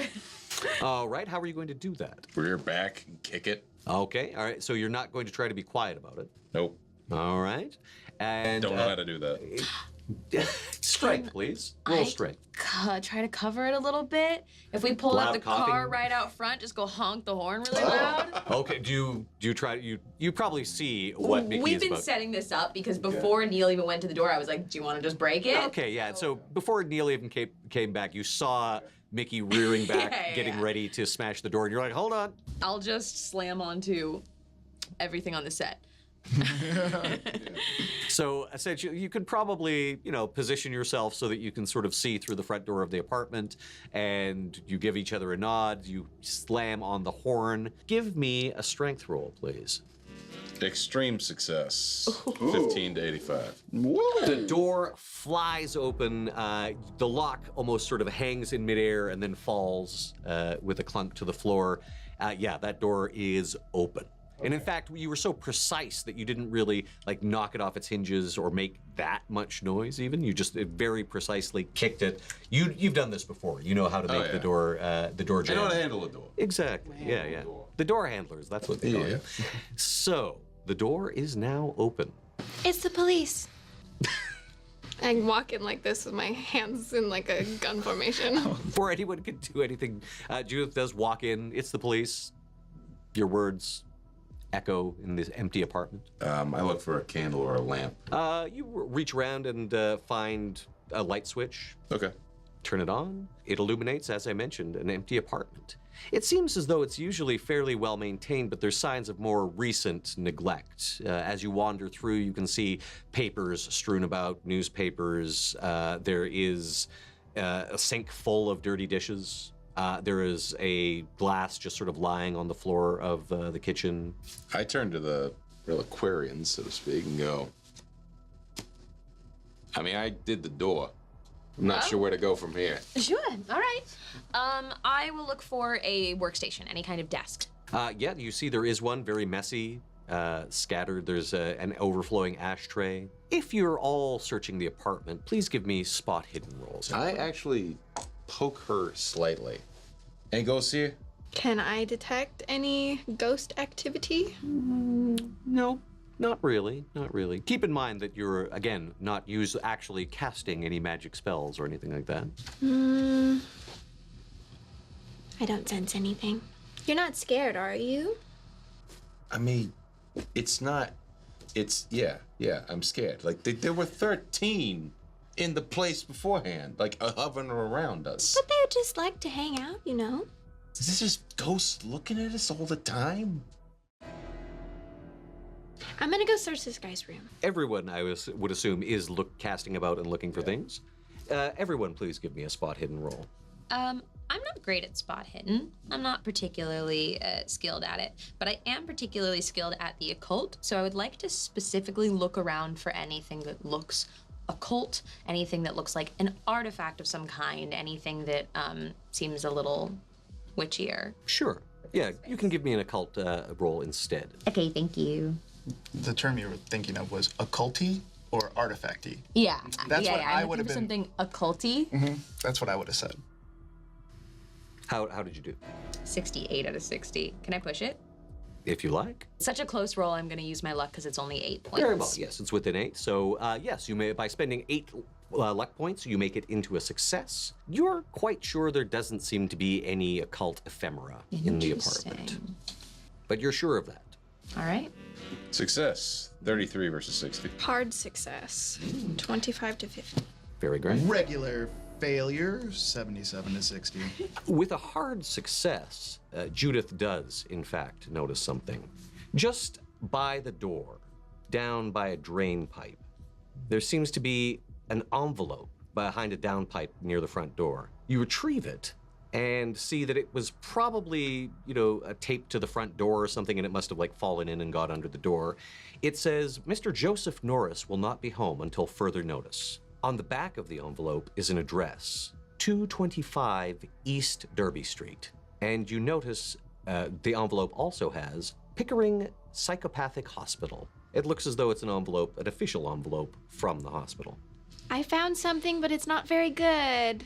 Have you all been to this place before? I sure have. As long as it is a building that stands when it comes to specifically like an institution of that kind, absolutely would say Hazel has been to all of them to like interview patients to see whether or not what they're impacted by is a mental illness or an occult presence within them. And yes, it's certainly, you know of it and its reputation. Mickey just notices there's receipts, and one in particular sticks Do I find out. any cash? You find a total of $2.10 in change that you managed in various places scattered about. So you pull it together, and yeah, $2.10, which is not a bad haul for 1939. No, that's I now have $9, I think. Yeah, so 20. Yeah, so it's about like 40, 50 bucks, yeah. like equivalent. So you also find a crumpled receipt for Hardin's bookshop. Obviously, he was a bookbinder, so though you do recall that Hardin's was one of the sponsors of the auction. In particular, the street address, 225E Derby Street. Does anyone know how far that is from here? I would know, like, vaguely where it's located. Given that you have Gladys pinching Studebaker, it would not take you very long at all to drop by the hospital. Seems to be your area of expertise. Unfortunately, it is. Well, we knew he wasn't going to be here, but hopefully we found something interesting. Maybe he's still alive there. That would be good. Neil is going to the Studebaker, and I want to open up the glove box, and I want to check to see if there's a map in there where we can start. Sure, yes. I think it's very likely that there would be. Give me a luck roll. Okay. Ooh. 84 out of 35. I'm afraid there Failure. actually isn't a map, the thing that you were looking for. However, there is something that you were not looking for that that is guaranteed to be in there. A revolver. You assume it belongs to Gladys. Yeah, I think Neil pockets it, like, just like puts it. Everyone else has a revolver, so okay, I guess this is what we're doing now. There's no map in here. You guys want to get going? Yeah, I've got a general idea. Yeah, you were quite sure that you know where it is. All I found was a receipt from the bookshop, the Holland's place. Does it say what it's for? It's a services rendered. Services rendered might have to do with those books that he's dealing with. I'm not looking forward to heading to asylum, but if that's where fate's taking us, then Why is that in particular concerning for you? let's just say I'm not as comfortable with the I don't know what a nice word for crazies is as you might be. Maybe these people are suffering, and maybe these people have seen things that would drive anybody a bit mad. I'll follow your lead then. Before we go, we should probably consider the fact that we came here for these 3 different bindings, and they're not here. How good of a bookbinder is he? That he's going, like, working for Hardin's, like, he's all over town doing other work. He's apparently renowned. You did know that he's very well spoken of in those terms. And in fact, that is why the Jacksons specifically approached him to take on the job. The most renowned bookbinder is missing. Why? Well, it would appear he picked up something that's a little more than a book.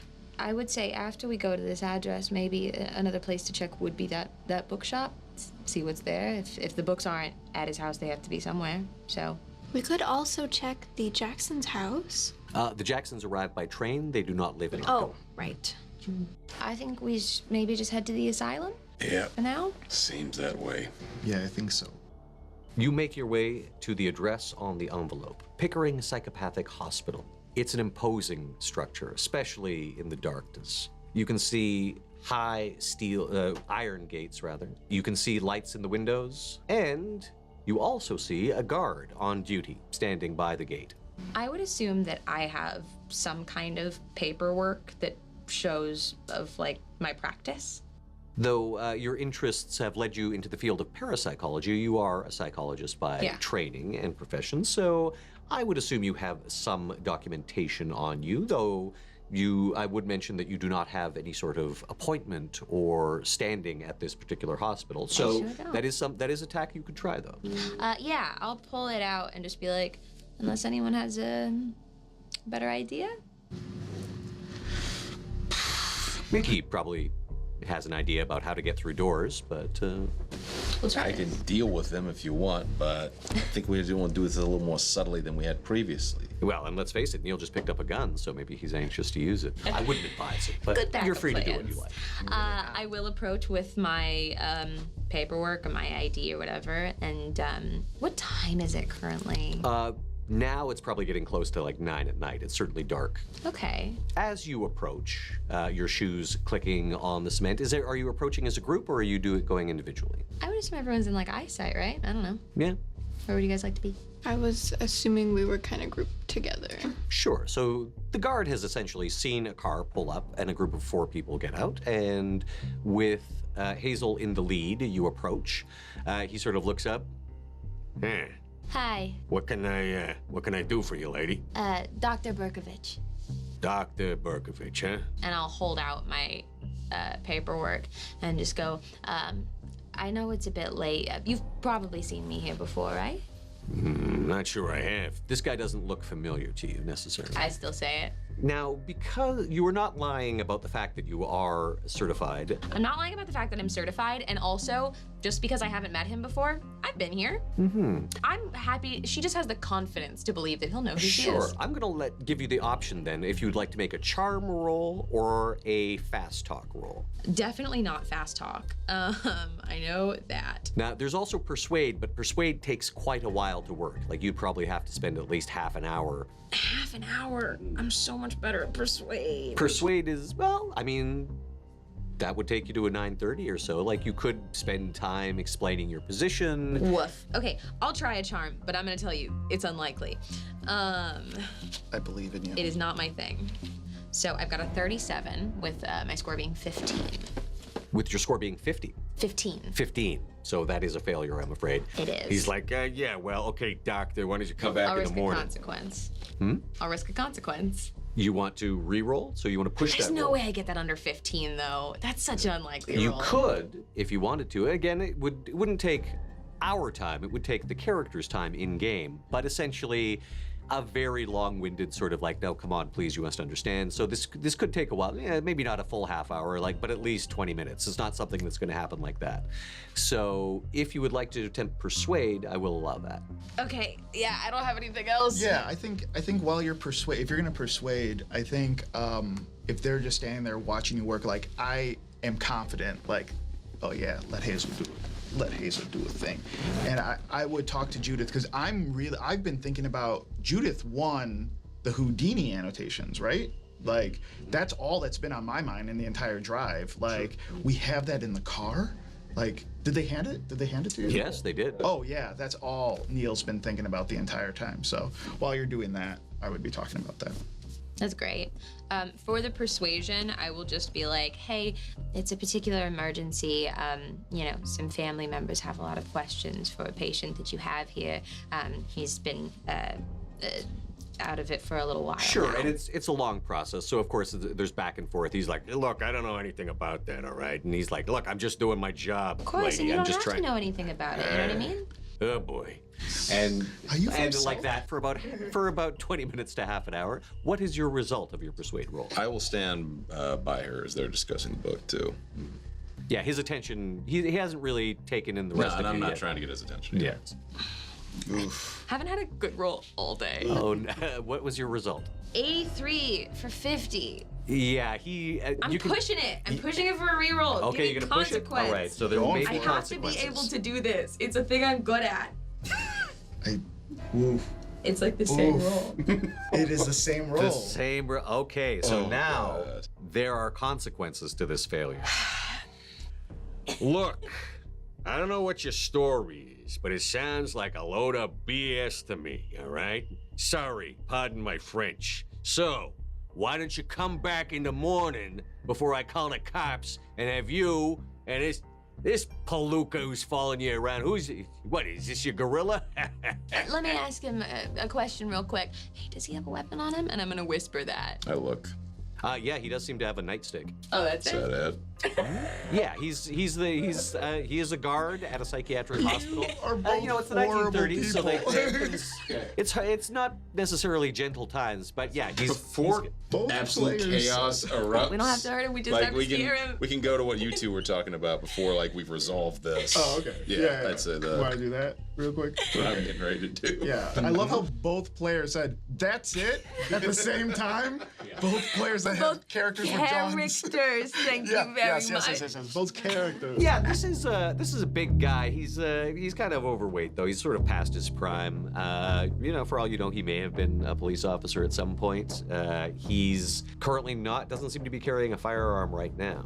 Is there anything else that's notable about him? Any like scars, the way he wears his hair, anything sort of that would give me like any inkling as to who he is as a person? Okay, as opposed to a spot hidden, make a psychology, I think.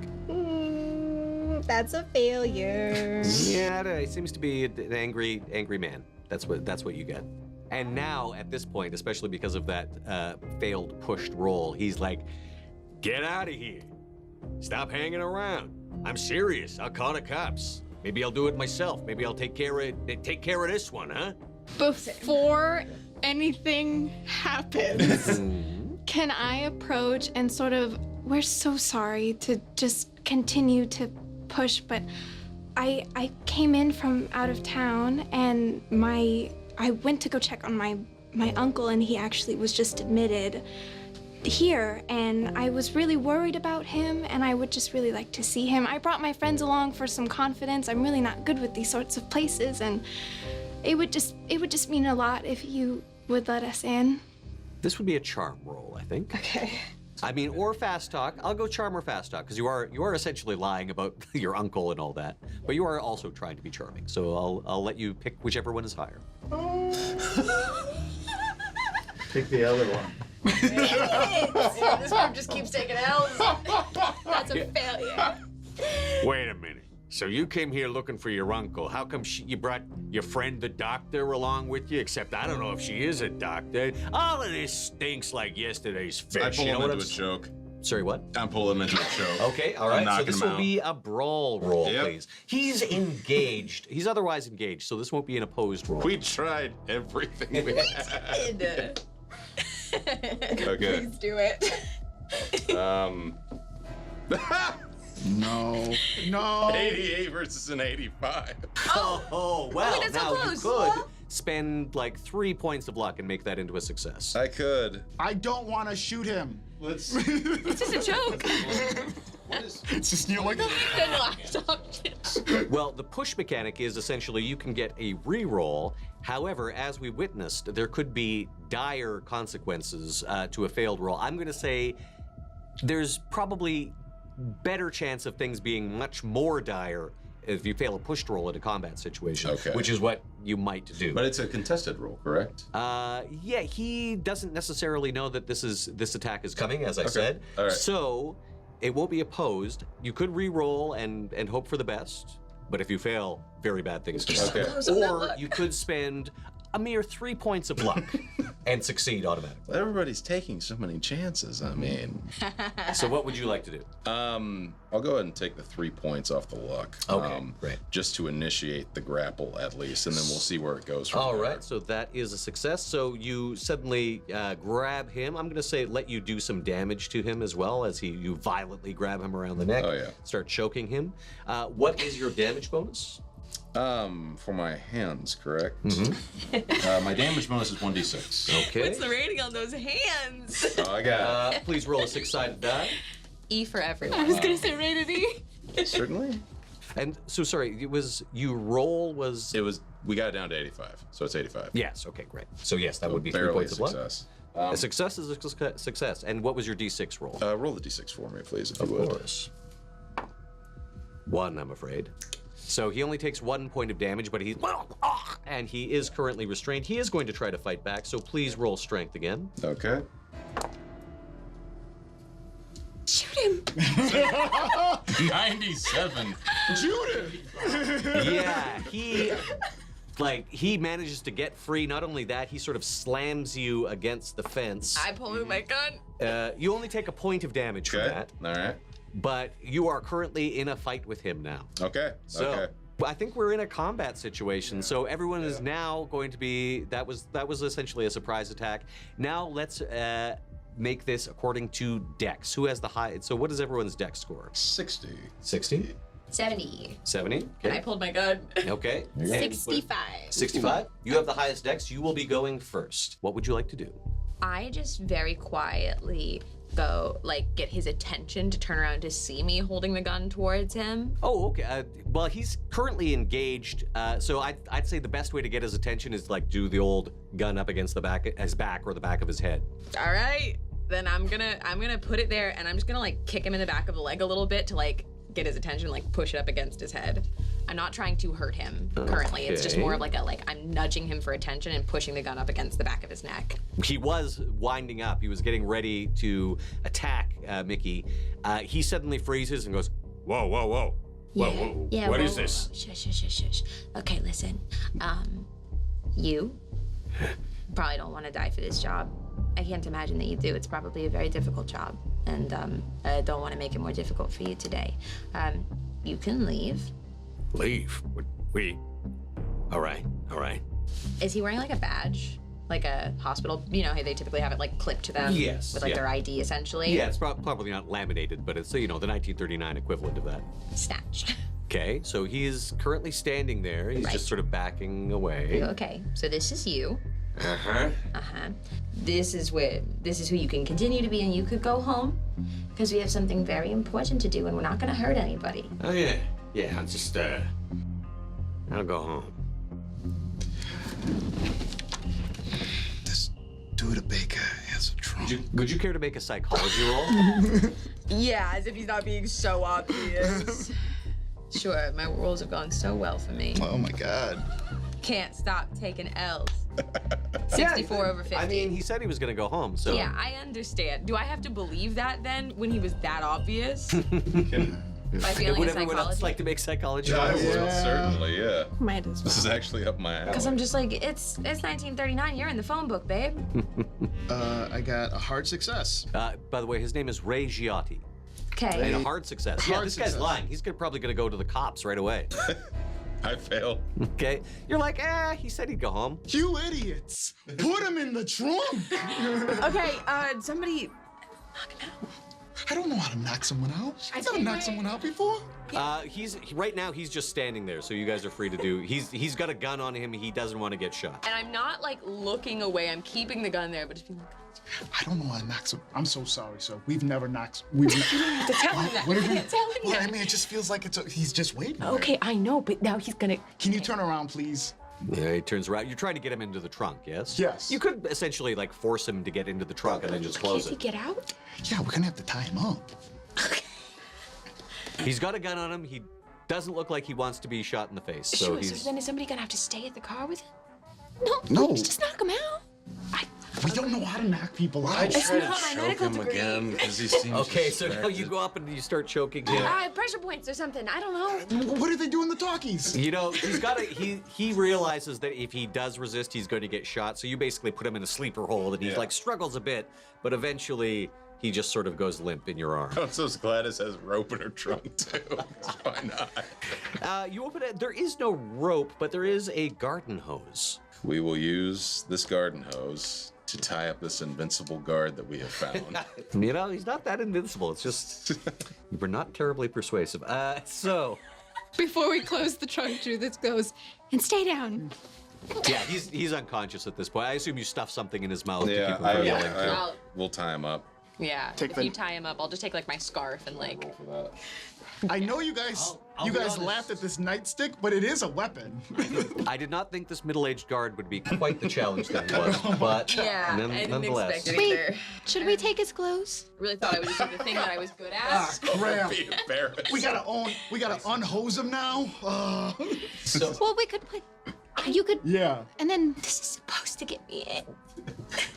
I take out the razor blade knife that I've got and I cut off his clothes so we don't have to untie him. Oh my God. So he won't go far. But then how are you gonna wear them if you cut them off? Oh wait, Was that the We're goal? not just leaving him naked to Okay. embarrass For a while, you're taking out a knife and whatnot, and What are you doing? I will say this: when you finally realized what the plan is, and you started, you do also notice he has a large ring of keys on his belt. Yeah, I'd take that. These are the groceries he was supposed to pick up for his family.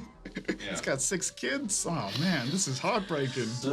He's gonna go home after. He's gonna be fine, just a little traumatized. He's aren't we listening all? to us right now. Oh wait, no, is he passed out? Yeah. Okay, so the plan is the old guard switcheroo. Yeah. Okay. Okay. You could look like a guard. All right. Extremely frustrated this day, as I have won many a fight before. I acquiesced to the gold guard switcheroo plan. How did the clothes fit? They're a little baggy. He's a portly gentleman, but Okay. it's fine. He is broad-shouldered, so that it does fit. I put on his clothes, tie him up. He's knocked out. He's in the trunk. I don't think I have a bondage roll or something like that. I don't know if I have to roll anything to tie him up. Given the obstacles you faced, I'm going to give this to you guys. He's tied up. Thank you. Oh my god. Thank you. Making the game easier for us because we're not good Okay. at it. Here's the pitch, right? Okay. You're a guard. I'm a doctor. Okay. If you even just like cry or like science too hard, they'll let you in. It's I'm a woman, so a it should work, psychiatric, right? exactly. Like look hysterical or something, and Don't say paper boy. I can't be another paper boy, guys. I gotta stop making him a paperboy. I can't keep doing this to you. Extra. Do you Assistant. assistant? Yeah, I take out my book again. Huckleberry Finn. Every single time I need it, and it's always pretending to be something. I'm taking notes. Very well. So, after a little effort and trying, you find the key that unlocks the main gate. You go through that. There's a path that leads right up to the building. The next door is also locked, but the key that opens it is on the ring. So after trying a few different keys, it opens into the sterile, fluorescent-lit halls of a psychiatric hospital. Are there any other employees in sight? You don't immediately see anyone. Is there a desk at the front that would have like any kind of paperwork at it? This is actually a side door. Okay, all right. I don't know how we would know like what room he's in, but if we can find somewhere like a station that one of the nurses would be at, it would probably have a patient log essentially to find him. So I guess we'll just keep an eye out for that, and also for him. We'll just walk until we find one of those things. So as you proceed, around the corner, a nursing sister walks with 2 cups of coffee. And she's like, oh, hello. Good evening. Good evening. I'm sorry, did Ray let you in? Yes. Oh, Yeah, absolutely. I was just getting him some coffee. Can I help you? It is after visiting hours. I know that it is. And I immediately look to I know her. what a molecule is. I beg your pardon? I make potions in my basement. Oh, I'm on it. you're on it? I don't understand. I'll pull out my paperwork once again and just go, I'm sorry, she's my patient. She takes it and looks, and she's, oh, you probably want to speak to Dr. Gray about admitting someone. Sure, yeah, what direction would that be? Oh, I'll take I'm you there usually now. Right this way. I'm afraid Ray's coffee's going to get cold. Oh, I'll take it. Oh, yes, it might as well not go to waste. I'll get him some more later. She leads you down the hall and up a set of stairs to a door that does have Dr. Gray printed on it.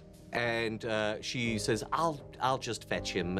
You don't mind waiting here, do you? Not at all, thank you so much. Of course. She turns around and leaves. And you're in what appears to be a psychiatrist's office. There is, of course, books. There is a desk with papers, a number of files. Is there a person in here? There isn't currently, but she did say that she was going to fetch Dr. Gray. Searching.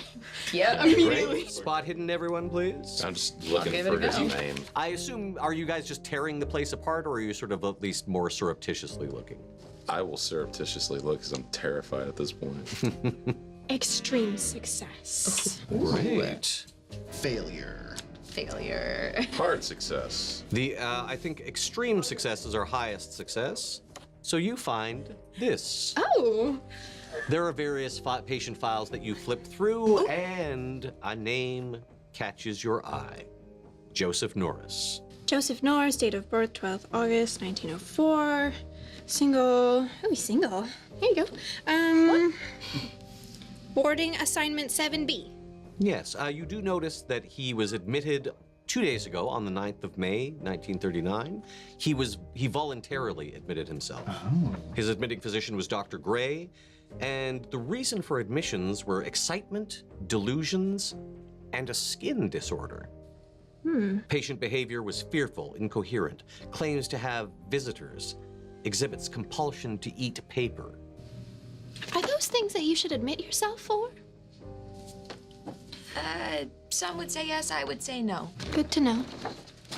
Okay, we should get out of here before they come back and go find that room. Yeah, we should go. Does it say what? It says what room or like where he's within the hospital? This is just the case file, so It's his mission form. Okay. at this point, the door opens. A man in a white coat is standing there, like, yes, hello, I'm Dr. Gray.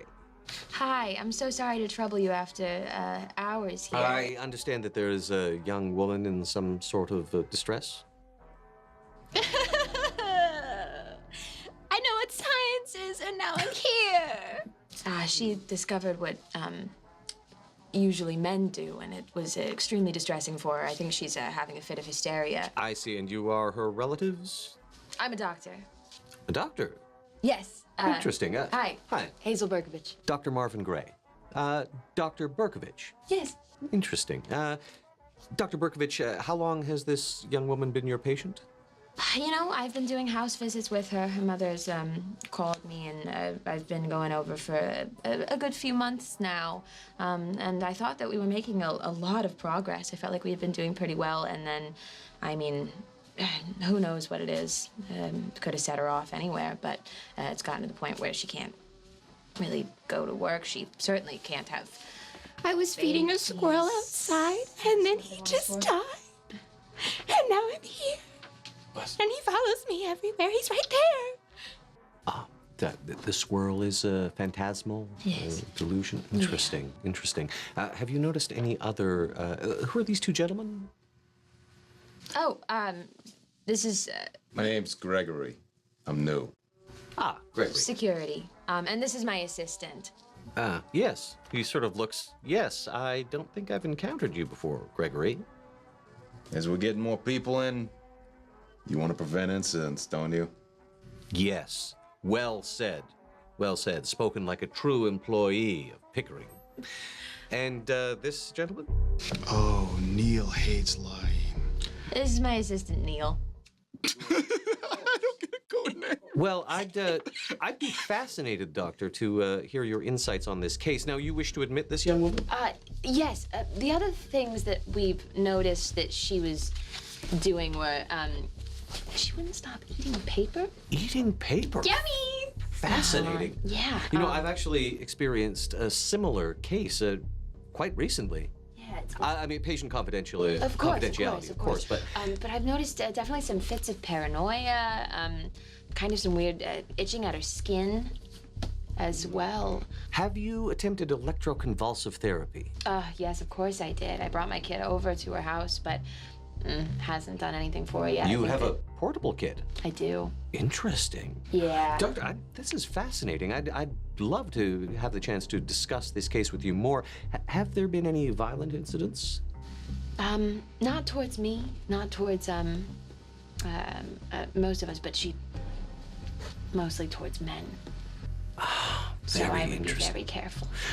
Judith starts ripping paper in the office and stuffing it in her. Oh, it's okay. Yes, It's yes. to This is dinner exactly time. the sort of behavior that I was seeing in my other patient. Dr. Berkovich, I hope you don't mind, but given your patient's discomfort with the opposite sex, perhaps we should have you continue to be the physician on her case.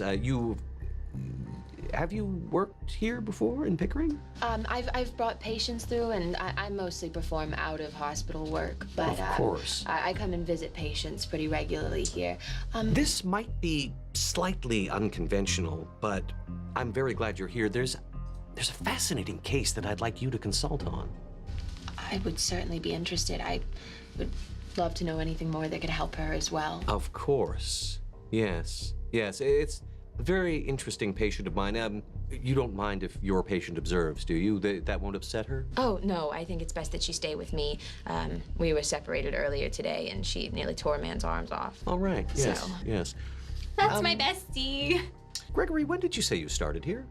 I have to say, no more than about a week back, you'd say. Excellent. Yes. What was it that made you seek this sort of employment?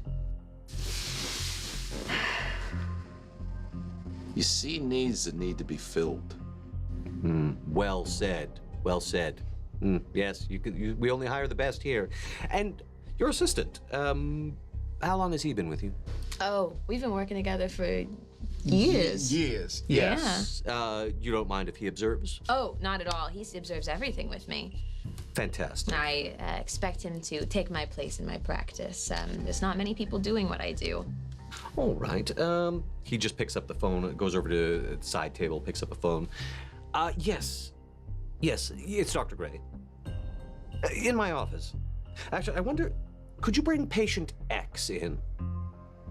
Yes, there's a consulting physician here. Fantastic, thank you. Hazel, I can't lie. I'm real bad at lying. You are. You've been assisting me for years. It's true. It's true. This job has been, even in the week that I'm here, so fulfilling.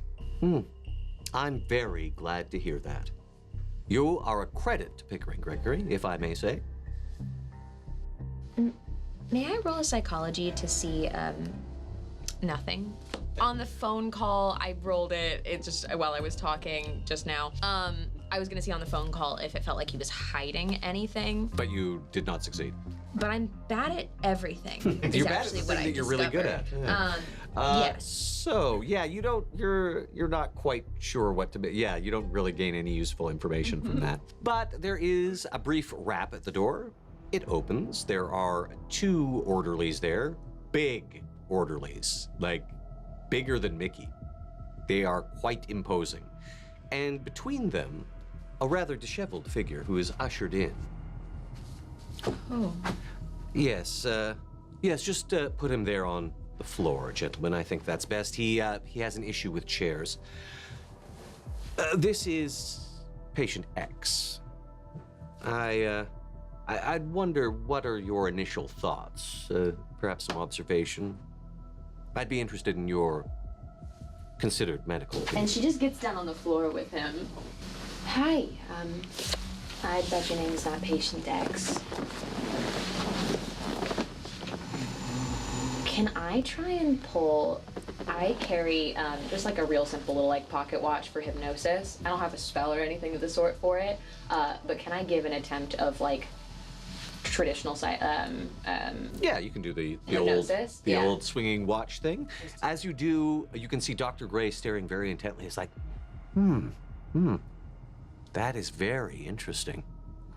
And I just am going through it, and in doing so, I go through the process of like a few comforting key words that are going through like shades of paper and going through like texts, and I start slipping in a couple of words that we had seen in her notes that would have been sent. In Professor Jackson's notes. Yes, in Professor Jackson's notes. So if he was binding the books, maybe it would be familiar. Mm-hmm. And then I just end on, and what's your name? Well, I'm afraid he's been completely catatonic for months, perhaps even years. I do have, well, some might call it radical therapy, but I wonder if you'd humor me. Of course. Thank you, Doctor. I suggest that we engage in what I term role-playing. Now, we will take on roles in the patient's life. We will imbue him with a character, and perhaps that will fill the void that sadly currently resides at the center of his being. If all of you will help me to cooperate with me in creating this scenario, we might be able to crack this shell, to get through.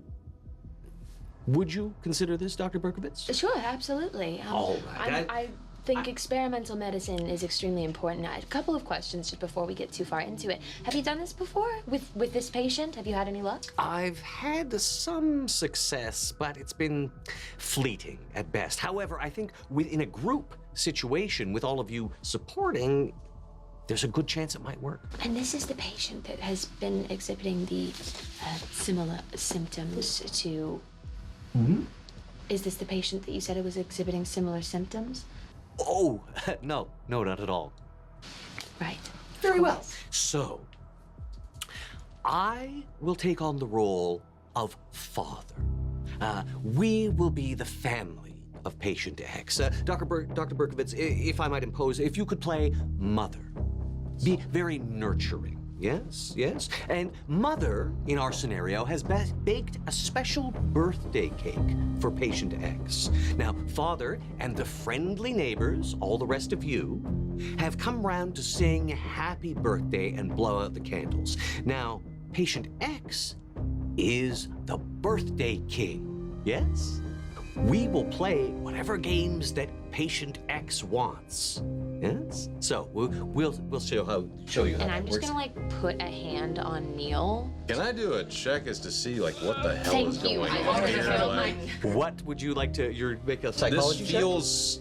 I don't know her profession, but this all feels I am screwed up to hell. Visually so, screaming that something is like- not correct. Yeah, like- Something is wrong. even when I know like this all feels just weird and strange to me, and I would like to stop if I physically can't, and I can't because I failed. Yeah, this seems weird. This seems very weird. So everyone please up on your feet, or rather, actually better, down on your knees. If you could all, so we'll down on our knees and we will bow to the birthday I was king. gonna get everyone some coffee. I mean, it's a late night. There's plenty of We're time for okay. coffee later. Yeah. I'd like Please, to make it on a your cult knees, roll. everyone. I make it a cult roll. Can I make it a cult roll to see if I recognize any kind of ritual from this? Sure, make it a cult roll. Hard success. There is something about this that's really unnerving. Uh-huh.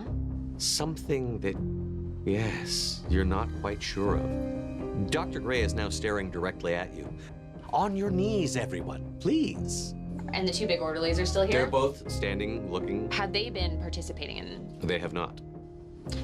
Don't you want to make everyone participate? I don't understand why he would have to, for instance, and your orderlies are actually not cooperating if we're talking about people being a little bit difficult. Well, the orderlies are doing their job. Don't you agree, Dr. White? Yes, I believe we have seen quite all that I care to see here. Yes. Some very, very serious illness going on here. Delusions of being a security guard. I concur. And this entire facade of psychologist and assistant, to say nothing of the feigning this paper eating. Very, very interesting examples of psychosis. This is unfortunate indeed. I'm thinking observation and sedation. Yes, I do believe I'd like to observe every single one of them. Yes, close observation I think is called for, don't you? Indeed. Yeah, I pull out a gun. And I put also your pull out a head. gun. You pull guns. They put their I'm hands actually up. going to aim it at the security guards. They put their hands up. It's quite fascinating. Well, You two, out now! to the orderlies. It's like, Unless you want me to paint his brains all over the wall. all right, gentlemen, do listen to them.